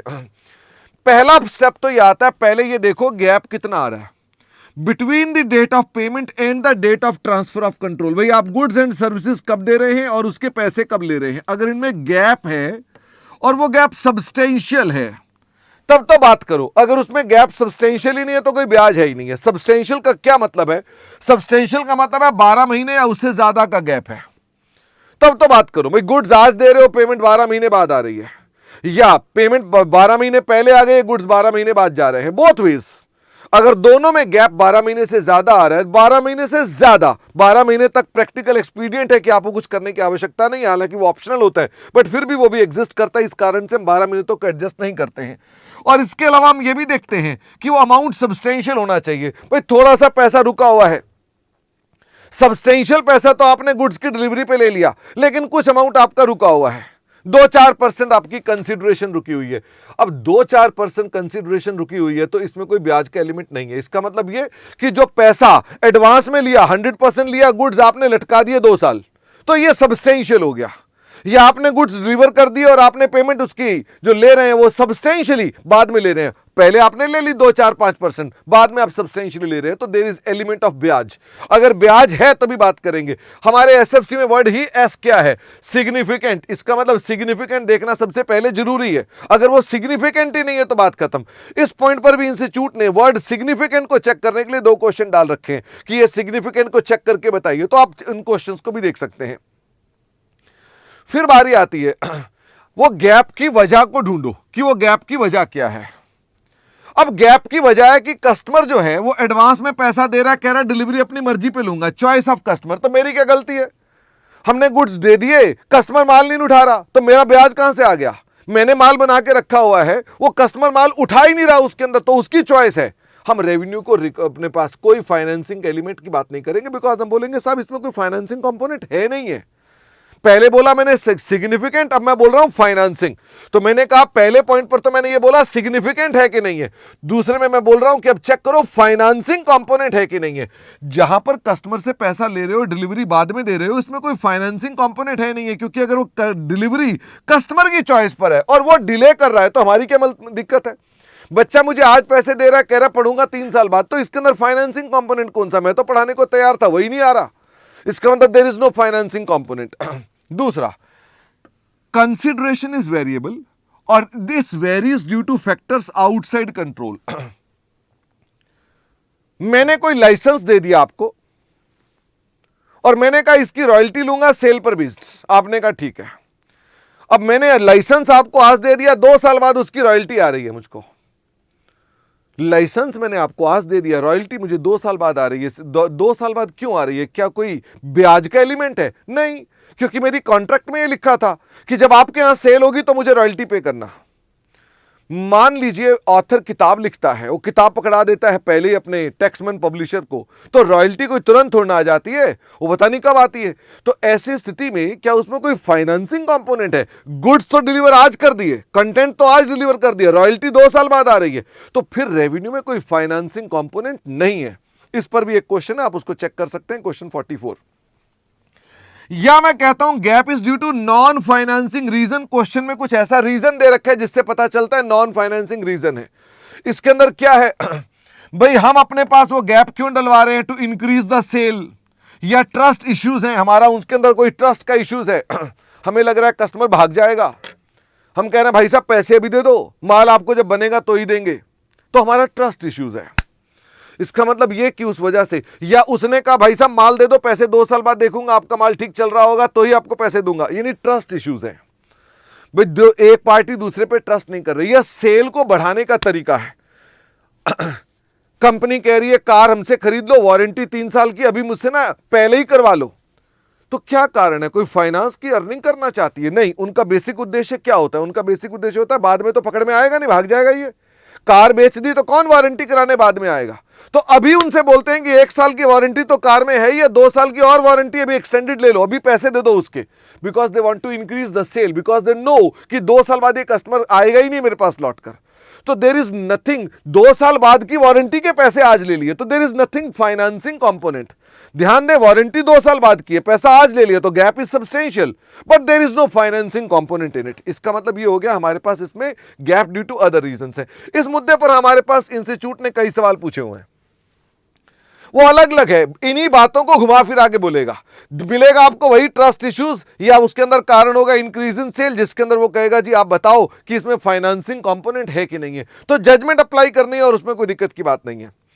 अच्छा, अब इसके अंदर आता है कि सर इसमें अगर कोई फाइनेंसिंग कंपोनेंट है तो what has to be adjusted. मान लीजिए कस्टमर से एडवांस पैसा ले लिया और डिलीवरी बाद में करनी है, तो इसका मतलब ऐसे में जो आपने एडवांस पैसा ले लिया, गुड्स की वैल्यू में इंटरेस्ट जोड़ोगे तो गुड्स की वैल्यू मिलेगी। जैसे मैं एक 12th के बच्चे को बोलता हूं बेटा मेरे को 10,000 रुपए दे दे, तेरे को सीए फाइनल में पढ़ाऊंगा, तो value of services will be calculated की 10,000 और बच्चे ने पढ़ना मान लो 4 साल बाद, तो बोलूंगा 4 साल का ब्याज का एलिमेंट जोड़ दो, this is the value of services. इसका मतलब मैं क्या करूंगा, जरा अकाउंटिंग बताओ क्या होगी। 10,000 रुपए का आज एडवांस ले लिया, मैं ब्याज पर ब्याज पर ब्याज पर ब्याज लगाते लगाते 4 साल तक ब्याज की इनकम बुक करूंगा, ब्याज का खर्चा बुक करूंगा, बिकॉज मैंने एडवांस लिया है। और फिर उसके बाद जो मेरी लायबिलिटी एडवांस की खड़ी हो जाएगी, जब बच्चा मुझसे पढ़ने आएगा उस लायबिलिटी को जब मैं कॉन्ट्रैक्ट सेटिस्फाई कर दूंगा तो मैं पूरा का पूरा रेवेन्यू बुक कर दूंगा। तो रेवेन्यू कितना हो जाएगा, 10,000 की लायबिलिटी पर मैंने ब्याज लगा लगा के लायबिलिटी बढ़ाता गया, वो बढ़ गई, बढ़कर हो गई मान लो 20,000, तो मैं बोलूंगा 20,000 की लायबिलिटी हो गई 4 साल में, और 20,000 की लायबिलिटी पर मैंने गुड्स डिलीवर कर दिए तो 20,000 मेरा रेवेन्यू बुक हो जाएगा। तो पहले 4 साल मेरा फाइनेंसिंग का कॉस्ट आ जाएगी और फिर मेरा रेवेन्यू भी रिकॉर्ड हो जाएगा 20,000 रुपए का। इसका मतलब एडवांस के केसेस में हम रेवेन्यू कैसे रिकॉर्ड करते हैं, जो कस्टमर ने आपको एडवांस पे कर दिया प्लस इंटरेस्ट, इस पर रेवेन्यू रिकॉर्ड करते हैं। या डिलेड पेमेंट में हम कैसे बुक करते हैं, जहां पर गुड्स मैंने दे दिए और पेमेंट मुझे बाद में आनी है, तो जो बेटा बाद में पेमेंट आनी है वो विद इंटरेस्ट आ रही है, उसमें से इंटरेस्ट का कंपोनेंट हटाना पड़ेगा। इसका मतलब मान लीजिए मैं आपसे कह रहा हूं कि क्लासेस तो अभी ले लो, पैसे दे देना 25,000 मुझको 4 साल बाद, तो जो 25,000 मुझे 4 साल बाद मिल रहे हैं वो डिलेड पेमेंट है, that includes the interest income. तो 25,000 is not the value of the classes, that includes my interest income. तो मैं उसमें से पहले इंटरेस्ट का कंपोनेंट को हटाऊंगा, बताऊंगा कैसे हटाना है, इंटरेस्ट का कंपोनेंट हटाऊंगा और जो वैल्यू मिलेगी उतने की आज सेल बुक करूंगा, और जो सेल बुक करूंगा फिर उसके ऊपर ब्याज की इनकम बुक करूंगा, इनकम बुक करूंगा, इनकम बुक करूंगा, और धीरे धीरे 25,000 बना दूंगा उसको, और आपसे बाद में 4 साल बाद 25,000 रुपए की इनकम रिकॉर्ड करूंगा। इसका मतलब हम अपने पास इन बोथ केसेस ये एडजस्टमेंट करते हैं। इंटरेस्ट हाफ ईयरली भी हो सकता है, ईयरली भी हो सकता है, जो मार्केट प्रैक्टिस है। इंटरेस्ट का रेट कैसे कैलकुलेट करते हैं कि साहब इंटरेस्ट का रेट क्या है, क्योंकि मैंने जब आपको एडजस्टमेंट बताई तो इसमें कहा इंटरेस्ट जोड़ो, यहां मैंने कहा इंटरेस्ट हटाओ। तो कितना इंटरेस्ट जोड़े, एडवांस में कितना इंटरेस्ट जोड़े, we need to find out the rates, या डिलेड पेमेंट में कितना इंटरेस्ट घटाएं, we need to find out the rates. तो मैंने कहा या तो सवाल में खुद ही आपको इंटरेस्ट रेट बताया जाएगा जो कि मार्केट रेट होगा, तो ठीक है मार्केट रेट है तो कोई दिक्कत नहीं है, क्वेश्चन 38 चेक करेंगे मार्केट रेट दिया हुआ है। जब मार्केट रेट है तो फिर मत्थापच्ची करने की आवश्यकता नहीं है, जो मार्केट रेट है वही मार्केट रेट एडवांस में जोड़ने में लगा दो, या जो डिलेड पेमेंट है उसमें इंटरेस्ट रेट घटाने में लगा दो। ये हो गया एक तरीका। लेकिन मान लो इंटरेस्ट रेट गिवन नहीं है, या वो मार्केट रेट के अप्रॉक्सीमेट नहीं है, मार्केट रेट के अप्रॉक्सीमेट नहीं है, तो ऐसी स्थिति में क्या करना पड़ेगा, आपको IRR कैलकुलेट करना पड़ेगा। और IRR कैसे निकाला जाएगा, उसके लिए ढूंढना पड़ेगा भाई आपने कितने पैसे एग्रीड कंसिडरेशन लेनी है, और अगर आज ही सेलिंग प्राइस देखें तो उसका सेलिंग प्राइस क्या है, इन दोनों पर बेस्ड। भाई आज अगर मैं क्लास देता हूं आपको 19,500 की और आपसे मैंने कहा कि 25,000 दे दो, तो मैं इन दोनों से क्या ढूंढूंगा, इन दोनों से IRR ढूंढूंगा कि इन दोनों का IRR कितना आता है। वैसे ही अपने पास और भी आपने कोई एडवांस और ले रखा है तो आप अपने पास उनमें गैप देखेंगे कि आपके पास कैश सेलिंग प्राइस कितना है, कैश सेलिंग प्राइस कितना है, और आपकी कंसिडरेशन डेफर्ड या एडवांस कंसिडरेशन कितनी है, आप इन दोनों को देखेंगे और इससे आपके पास क्या मिल जाएगा, IRR। अब जब IRR मिल गया तो बड़ी चक्कर वाली बात हो जाएगी। हम कस्टमर से बोल रहे हैं आज ही 19,500 का, डिले भी करो तो भी 19,500 का, और कस्टमर को बोल रहे हैं 0% इंटरेस्ट चार्ज है। तो अब ऐसे में क्या रियल में 0% होता है, आपका तो IRR 0% आ जाएगा। मैंने कहा बेटा आज दे दो 19,500 या 4 साल बाद दे देना 19,500। तो ऐसी स्थिति में दोनों ही अगर 19,500 हैं तो आप दोनों को जब निकालेंगे तो आपका तो रेट 0 आ जाएगा। या मैंने कहा आज दे दो 19,500 बाद में दे देना 20,000 रुपए, तो 500 रुपए की वजह से IRR कितना आ जाएगा, बड़ा लो आ जाएगा। तो आपने जब IRR निकाल ली तो अब चेक करेंगे जो IRR आपने निकाल ली है क्या वो मार्केट रेट के आसपास है, कहीं ऐसा तो नहीं कि जो प्राइसेस आपको बताए गए थे वो रिलायबल ही नहीं थे। इसका मतलब चेक करो क्या वो मार्केट रेट के आसपास आ रही है, आ रही है। जैसे मान लो इन दोनों का मैंने गैप निकाला और मान लो 6% आ गया और मार्केट रेट भी 6% है, तो okay this is 6% is correct, IRR is correct. लेकिन अगर मान लीजिए वो अप्रॉक्सीमेट रेट नहीं आता है, तो ऐसे में फिर क्या करो, फिर इग्नोर योर IRR जो तुमने निकाला। तुमने कहा 19,000 और 20,000 में 500 रुपए की वजह से तुम्हारा IRR निकला था मान लो 0.5%। Ignore this IRR and apply IBR rate. फिर आपको अपने पास IBR रेट अप्लाई करना पड़ेगा। इसका मतलब इन दैट सिचुएशन आपका इंटरेस्ट रेट क्या होगा, मार्केट रेट होगा। तो हमारा स्टैंडर्ड अल्टीमेटली बोलता है कि आप इंटरेस्ट को ट्रूली निकालेंगे। तो ट्रूली क्या होगा, अगर मान लो सवाल में ही लिखा हुआ है कि ये रेट है और वो मार्केट रेट के बराबर है तो ठीक है, मार्केट रेट के बराबर नहीं है तो IRR निकालो जो उसके द्वारा गिवन डेटा है, उस डेटा पर जो रेट निकला वो मार्केट रेट के बराबर ही आ गया तो ठीक। अब आप बोलेंगे सर पहले ही क्यों नहीं मार्केट ले लेते, क्योंकि आईआरआर आपको एग्जैक्ट डेटा देगा, इसलिए मुझे आईआरआर पहले चेक करना है। अगर आईआरआर मिल जाए, मार्केट रेट 7% का आ रहा है, आईआरआर रेट 6% आ रहा है, तो बोलूंगा अप्रोक्सीमेटली ठीक है, तो फिर 6 लूंगा, hence I need to take the IRR. लेकिन मान लो मार्केट रेट 7% है, मेरा आईआरआर आधा %, तो ऐसी स्थिति में मैं बोलूंगा आईआरआर को डिस्कार्ड करो और मार्केट रेट आईबीआर का ले लो, इंक्रीमेंटल बोरिंग रेट ले लो। ये फिर से जजमेंट है कि आप कितने % का गैप लेंगे, कि भाई 6% है तो कितने % हम मान लेंगे अप्रोक्सीमेटली, ये जजमेंट है। और आमतौर पे जजमेंट के लिए आपको अगर लगता हो कि हाँ इसमें 2 आंसर पॉसिबल है, गिव बोथ द आंसर, कि अगर मान लो ये उसके अप्रोक्सीमेट मान ले तो ये होगा, नहीं माने तो ऐसा होगा, ओके।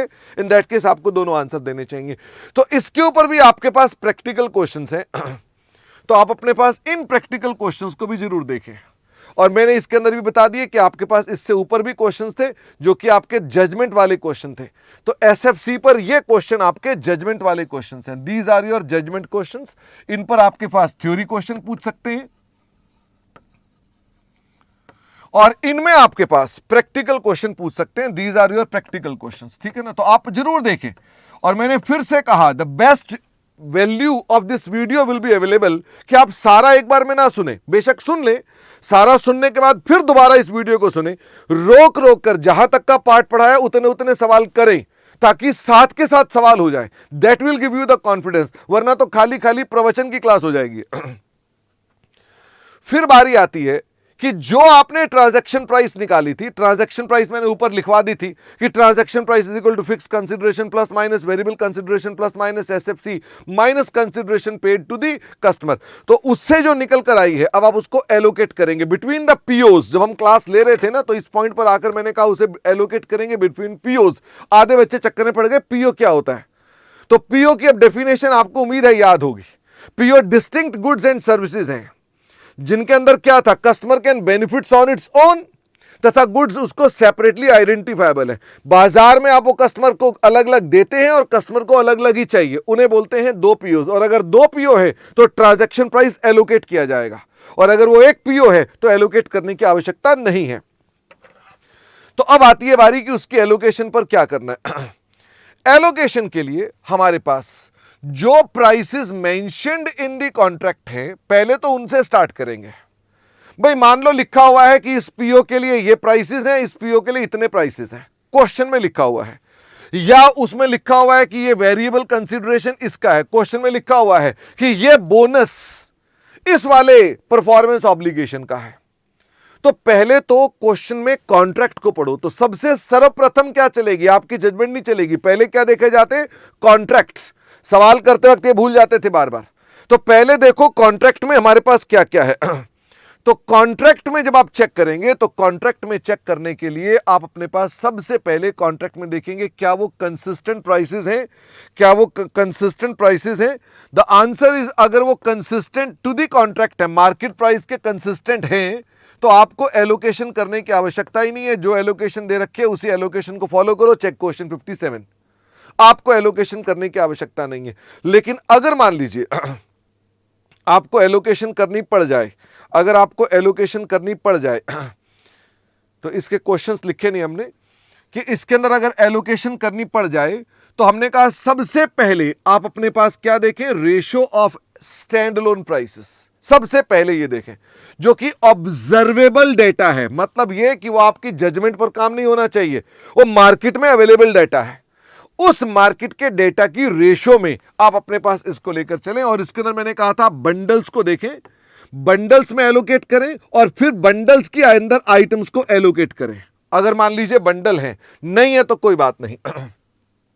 दूसरा, रेजिडुअल वैल्यू अप्रोच कभी कभी लगती थी, जिसके अंदर सबके स्टैंड अलोन प्राइसेस हैं सिवाय एक को छोड़ के। ध्यान देना, ये तभी टेक्निक काम करेगी जब आपके पास एक का एसएपी नहीं है, बाकी सबका है।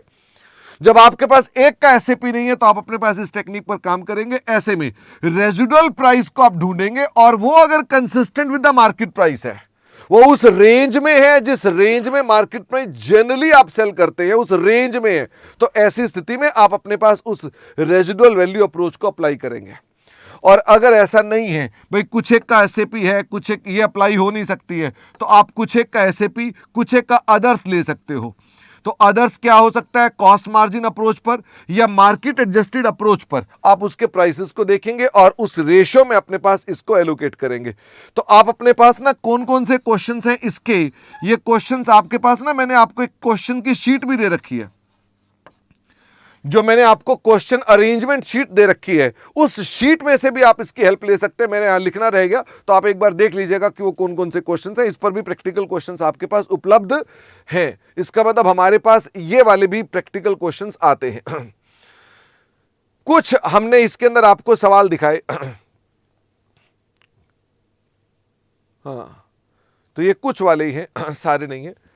तो मोस्टली तो ऊपर कवर हो जाएंगे उस शीट में और हमारे पास कुछ इसमें कवर हो जाएंगे। तो एलोकेशन टू वारंटी, इसमें कुछ स्पेशल था। वो ये था कि वारंटी वाले केस में आपको अपने पास इंड एस 37 की प्रोविजन भी बनानी चाहिए। आपको इंड एस 37 में प्रोविजन भी कैलकुलेट करनी चाहिए कि आपकी प्रोविजन कितनी बनती है। तो इसके ऊपर 2 क्वेश्चंस हैं, चेक कर लेना आपके पास। वो आपको बताएगा कि साहब हमने वारंटी भी दे रखी है और वारंटी का मार्केट स्टैंड लोन प्राइस इतना है, तो अपनी कंसिडरेशन को उठाकर हम डेफर कर देंगे और फिर उसको रेवेन्यू को कैसे रिकॉर्ड कर देंगे। मान लो आपने वारंटी के कंसिडरेशन डेफर कर दिया, आपने कहा 1000 पे कंसिडरेशन किसके लिए, हमने डेफर वारंटी के लिए, इसको डेफर कर दिया और फिर उसको वारंटी मान लो 2 साल की है, तो इसे 2 साल के अंदर हम रेवेन्यू में रिकॉर्ड करेंगे और उधर से वारंटी की वजह से होने वाले अकस्मात लॉसेस की प्रोविजन बनाएंगे, जैसा कि आपको इंड एस 37 कहता है। 2 क्वेश्चन है, 35-36 जरूर चेक करना। इसके अलावा ये डिस्काउंट वोचर, अब ये कौन से वाले डिस्काउंट वोचर हैं जिनको अलग पीओ बोला गया था, जो डिस्काउंट वोचर कैश में कन्वर्ट हो जाएंगे, जिनका पैसा रोकड़ा मिल जाना है, वो सारे के सारे कहां चले गए, वो सारे के सारे तो हमने ट्रांजैक्शन प्राइस निकालते वक्त माइनस कर दिए थे। या कोई discount voucher renewal of services के थे तो हमने अपने पास एवरेज रेवेन्यू निकालने में उनका यूज कर लिया था। तो ये बाकी के बचे हुए डिस्काउंट वोचर हैं जिनको हम लोग किसी भी सेल परचेज में यूज कर सकते हैं। ऐसे में हम सबसे पहले उसकी फेयर वैल्यू को कैलकुलेट करते हैं कि उसकी फेयर वैल्यू कितनी है और उसकी फेयर वैल्यू निकालने के लिए हम देखते हैं कि वो डिस्काउंट वोचर में प्रोबेबल सेल कितनी होगी, कितने का यूनिक डिस्काउंट लगेगा। यूनिक का मतलब है अगर मान लो पब्लिकली भी आप 10% डिस्काउंट दे रहे हैं और डिस्काउंट वोचर में आप कह रहे हैं 50% है, तो 10 तो वैसे ही दे रहे थे, तो यूनिक डिस्काउंट 40% है। और probability of using that points या probability of using that discount voucher, मतलब वो डिस्काउंट वोचर यूज करेगा 10,000 के पिज्जा खरीदने में, वो अगर पिज्जा का डिस्काउंट वोचर है तो वो कितने के पिज्जा खरीदेगा और कितने % चांस है कि वो डिस्काउंट वोचर यूज भी करेगा और हम उनको कितना डिस्काउंट देंगे, मान लो 40%, 10 तो वैसे भी देते थे और हमने उनको 50% का कूपन दिया हुआ है तो 10%। This is the fair value जो हम ढूंढ लेंगे अपने पास। फिर एलोकेट कर देंगे ट्रांजैक्शन प्राइस को in the ratio of SAP की, जो आपने पिज्जा दिया और जो आपने डिस्काउंट वोचर दिया उन दोनों के अंदर एलोकेट कर देंगे और जो आपका डिस्काउंट वोचर का रेवेन्यू है उसको डेफर कर देंगे और उस रेवेन्यू को लेटर ऑन रिकॉर्ड करेंगे। किस रेशियो में, जितने पॉइंट रिडीम कर लिए या जितने डिस्काउंट वोचर रिडीम कर लिए divided by the best estimate minus revenue already recorded, हम उतना रेवेन्यू रिकॉर्ड करेंगे। बेस्ट यही होगा कि आप इसके लिए कोई एक क्वेश्चन जरूर देखें इनमें से, तो आपको आइडिया लग जाएगा। क्वेश्चन वही होते हैं, मैथमेटिकल होता है और कोई कॉम्प्लेक्सिटी नहीं है। और फिर मैंने कहा कई बार हमारे डिस्काउंट वोचर जो होते हैं थर्ड पार्टी सर्विस करती है, तो थर्ड पार्टी अगर सर्विस करती है तो हम उसको पेमेंट करते हैं, तो वो हमारी कॉस्ट ऑफ गुड्स सोल्ड कहलाती है। इस पर भी एक क्वेश्चन है इनमें से, वो क्वेश्चन में आपको अपने पास ऐसा करके बताना पड़ रहा है। इसके अलावा रेवेन्यू रिकॉर्ड करने की एंट्रीज कौन कौन सी हैं, तो ये हमारे पास CA account debit to revenue, जब प्रोग्रेस बिलिंग होती है, हम कस्टमर जब बिलिंग करते हैं तो debtor account debit to contract asset, ये कॉन्ट्रैक्ट एसेट कम हो जाता है। डेटर जब पैसे दे देता है तो bank account debit to debtor. ये वही क्वेश्चन की लिस्ट आ गई जो मैंने आपसे कहा था ना, ऊपर हमसे मिस हो गई थी, वो बाई चांस यहाँ प्रिंटेड है। तो इसका मतलब जो ऊपर लिस्ट आपको मैंने कहा था आप उस शीट से चेक कर लेंगे, तो वो जो ये वाली क्वेश्चन की लिस्ट है, अब मुझे ये नहीं पता वहां से काट के यहाँ कैसे भेजते हैं, तो आप उस लिस्ट को यहाँ पर देख लें, वो लिस्ट यहाँ पर दी हुई है, ठीक है ना, वो लिस्ट यहाँ पर लिखी हुई है, तो वो बाई चांस गलत जगह पर आ गई, आप उसको ठीक कर लीजिएगा। रेवेन्यू को रिकॉर्ड कर लिया भाई, चला जाओ ऊपर। ये आ गए हमारे पास कुछ स्पेशल सिचुएशन। अच्छा ये बताओ, जब रेवेन्यू रिकॉर्ड कर रहे हो तो क्या यहां पर फिर से पैरा 9 यानी वैलिड कॉन्ट्रैक्ट का टेस्ट करना पड़ेगा? The answer is yes. और वैसे ही अगर मान लो आपने एडवांस ले रखा है तो ये एडवांस टू रेवेन्यू क्या मैं ये एंट्री डाल सकता हूं एडवांस टू रेवेन्यू? तो मैंने कहा पैरा 15 की कंडीशन चेक करो जो आपको बताई थी, उसके हिसाब से रेवेन्यू रिकॉर्ड होगा। यानी एडवांस टू रेवेन्यू या कॉन्ट्रैक्ट एसेट टू रेवेन्यू की एंट्री डालने के लिए पैरा 9 या पैरा 15 को टेस्ट करना पड़ता है। और ये बिलिंग है। बिलिंग तो आपको सवाल में जैसा कहेगा कि भाई साहब बिलिंग इस दिन हो रही है, वो तो दो पार्टीज का रिलेशन है, कब बिलिंग करनी है, जब बिलिंग कहेगा हम तब रेवेन्यू रिकॉर्ड करेंगे। अब आते हैं कुछ स्पेशल केसेस। इसका मतलब यह कि हमारे पास यहां पर कुछ स्पेशल सिचुएशंस भी हैं। स्पेशल केसेस में क्या क्या है? स्पेशल केसेस में हमारे पास फिर से सब कंडीशन वाले सवाल हैं, लेकिन इसके अंदर आपको फिर जजमेंट चाहिए, ठीक है ना। तो वी हैव क्वेश्चंस, लगभग हमारे हर पॉइंट पर क्वेश्चंस हैं। रीपरचेज कॉन्ट्रैक्ट मतलब यह कि मान लीजिए हमने सेल कर दी है और उसके अंदर रीपरचेज का भी कोई कॉन्ट्रैक्ट है।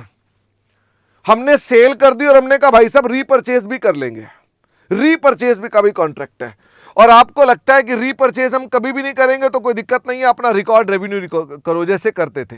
लेकिन आपको लगता है कि हम रीपरचेज करेंगे और हाई परचेज पे करेंगे, तो असल में ये फाइनेंसिंग कॉन्ट्रैक्ट है, वो हमारे पास फाइनेंसिंग के रूप में डील किया जाएगा, नॉट एज पर AS 15, यानी इंड AS 115 के हिसाब से नहीं करेंगे।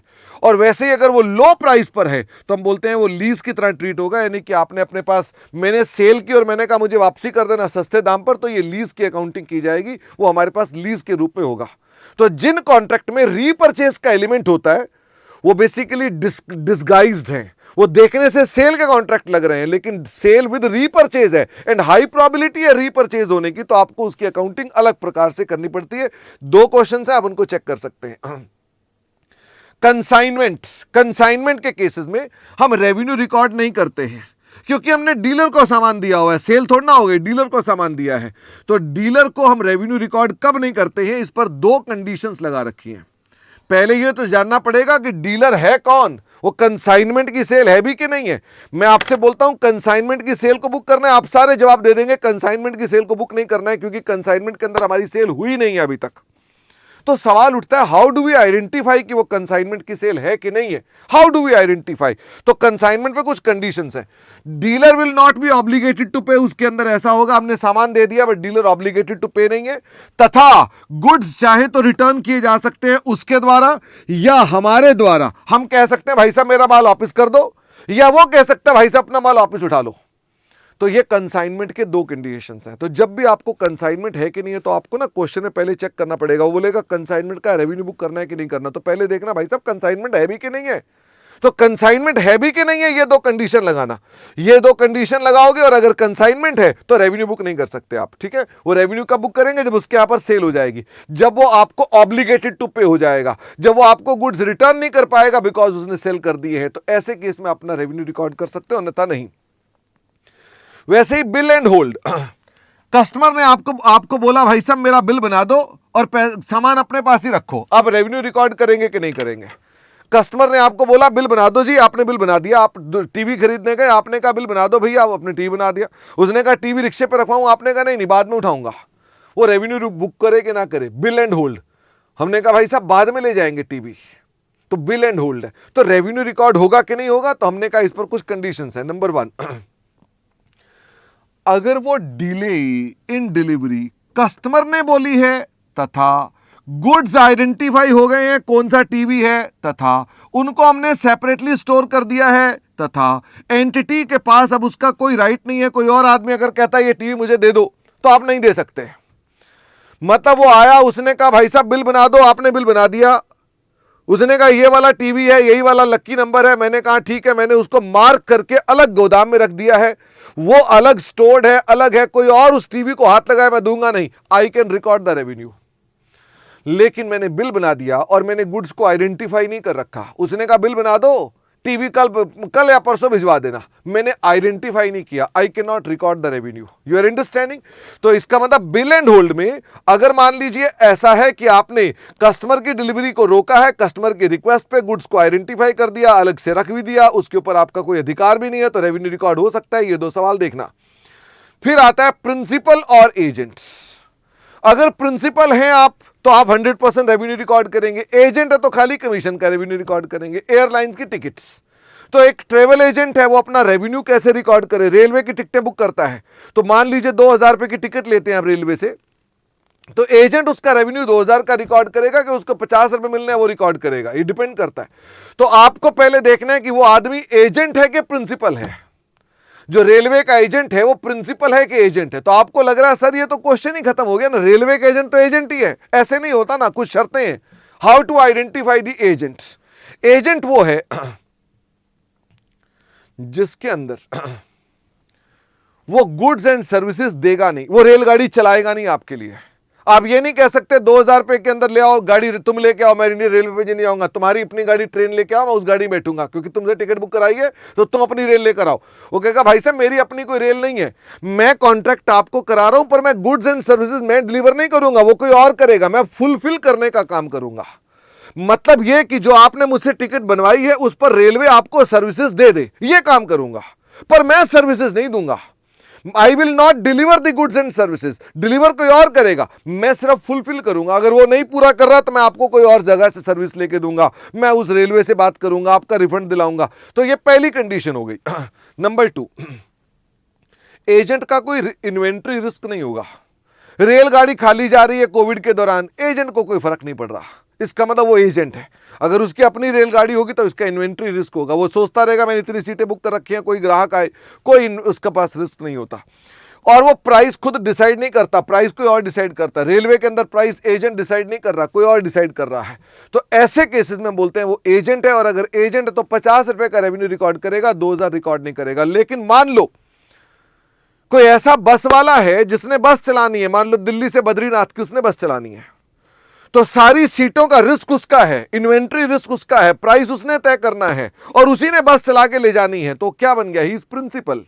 तो ऐसे में वो टिकट को जब रिकॉर्ड करेगा तो फुल रेवेन्यू रिकॉर्ड करेगा। एक भी कंडीशन फेल हो गई, एक भी कंडीशन फेल हो गई तो इन दैट सिचुएशन क्या है, वो एजेंट नहीं माना जाएगा। एजेंट में सारी शर्तें हैं कि उसको प्राइस भी डिसाइड नहीं करना, उसका इन्वेंट्री रिस्क भी नहीं है, और अगर उसके पास सिर्फ फुलफिल करने का काम है तो ऐसे में अपने पास हम क्या बोलते हैं, एजेंट है। एजेंट अपना कमीशन का रेवेन्यू रिकॉर्ड करता है। 3 केसेस हैं, आप उनको जरूर चेक करना। ये क्वेश्चन है जो हमारे पास टोल रोड्स का है।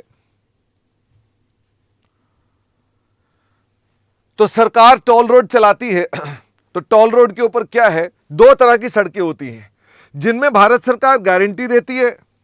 National highway authority of India toll चलाने वाले को गारंटी देता है। एल&टी ने टोल लगा रखा है और एल&टी को गारंटी दे रखी है NHAI ने। वो कह रहा है भाई साहब आप टोल लगा लो, हम आपको गारंटी देते हैं कि आपको इतने पैसे देंगे। तो एल&टी की तो लॉटरी लग गई ना, उसे गारंटी है, लोग निकले चाहे ना निकले वहां से, किसान चाहे जाम कर दे रास्ता, वहां उन्हें क्या फर्क पड़ रहा है, उन्हें उतने पैसे मिलने हैं। ठीक है ना, इसे बोलते हैं गवर्नमेंट गारंटी। और अगर मान लीजिए गवर्नमेंट ने गारंटी नहीं दे रखी है तो एल&टी को चिंता हो जाएगी, अगर किसानों ने रास्ता जाम कर दिया तो उसको चिंता हो जाएगी, इसका मतलब यहां पर गवर्नमेंट गारंटी नहीं है। बट एनीवे, हम रेवेन्यू कैसे रिकॉर्ड करते हैं। अगर गवर्नमेंट ने गारंटी नहीं दे रखी है तो एल&टी क्या करता है, जब वो सड़क बनाता है तो कहता है मेरा एक एसेट बन गया, इनटेंजिबल एसेट्स।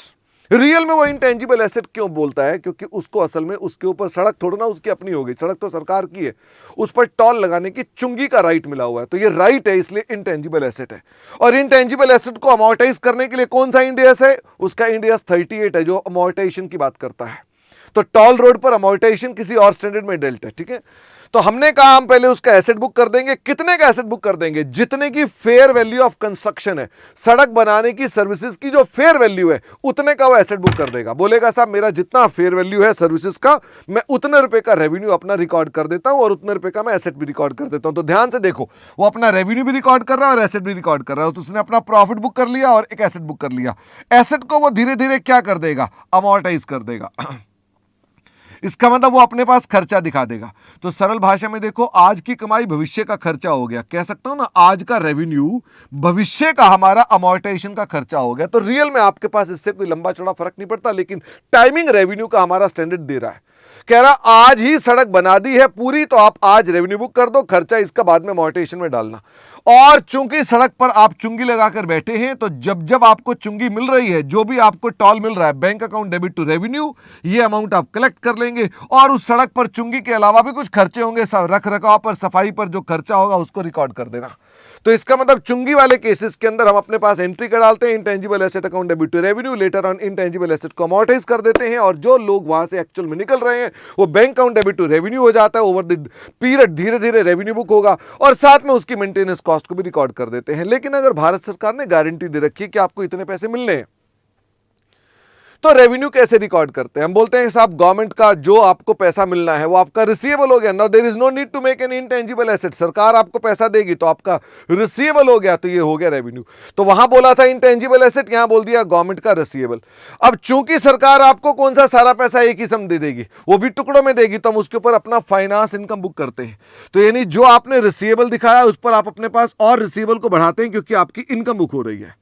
लेटर ऑन जब ये पैसा मिल जाएगा तो bank account debit to receivable हो जाएगा, तथा सरकार सड़क चलाने के भी आपको हर साल पैसे देगी, तो government receivable account debit to revenue, ये कौन सा अमाउंट होगा? जितना आपका बचा हुआ बैलेंस है। मान लो उसने आपसे कहा हम आपको 50 करोड़ रुपए देंगे, तो हम कहेंगे ठीक है 50 करोड़ में सड़क बनाने के इतने हैं, ब्याज के इतने हैं और बाकी के पैसे इतने हैं, हम उसके अंदर एलोकेट कर लेंगे और अपने पास इसका रेवेन्यू रिकॉर्ड कर देंगे। आपको क्वेश्चन नंबर 75 चेक करना चाहिए, because of course this question can be asked in exams.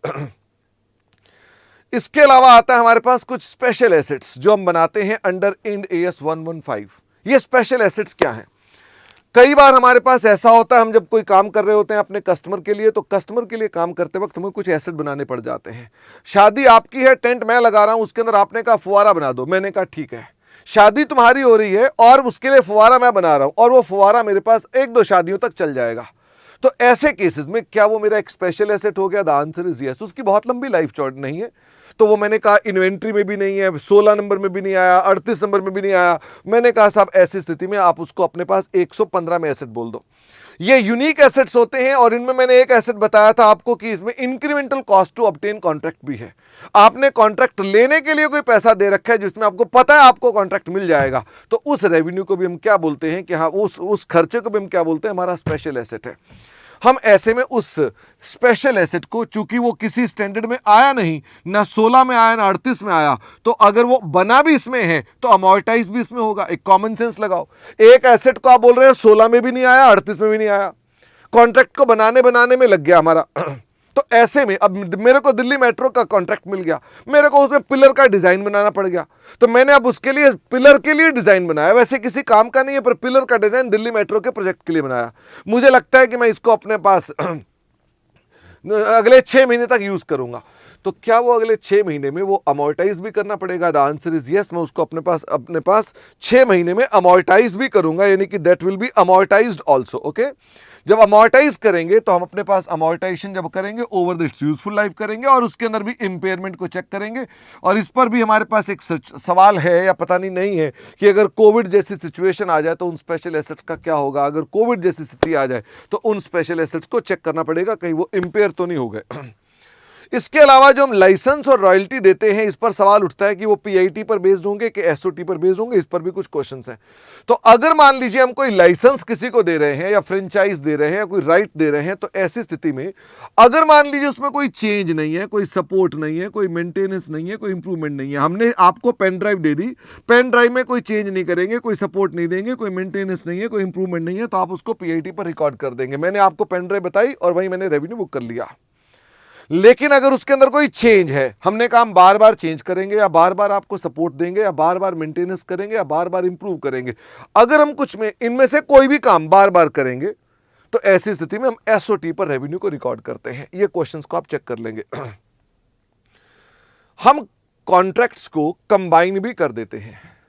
किन केसेस में कंबाइन कर देते हैं? अगर वो सिंगल की स्पेलिंग ठीक नहीं है, negotiated as a single package having same commercial objective, यानी कि वो अगर एक ही पीओ है, अगर एक ही पीओ है तो आप अपने पास क्या बोल देंगे कि हाँ ठीक है, एक पीओ है तो कॉन्ट्रैक्ट को कंबाइन कर सकते हैं। तो दो अलग अलग कॉन्ट्रैक्ट में है पीओ एक ही है, एक में लिखा हुआ है सीढ़ी बनाएंगे, एक में लिखा है मकान बनाएंगे, है ये मकान एक ही है, तो इसका मतलब दो कॉन्ट्रैक्ट में है ये एक है।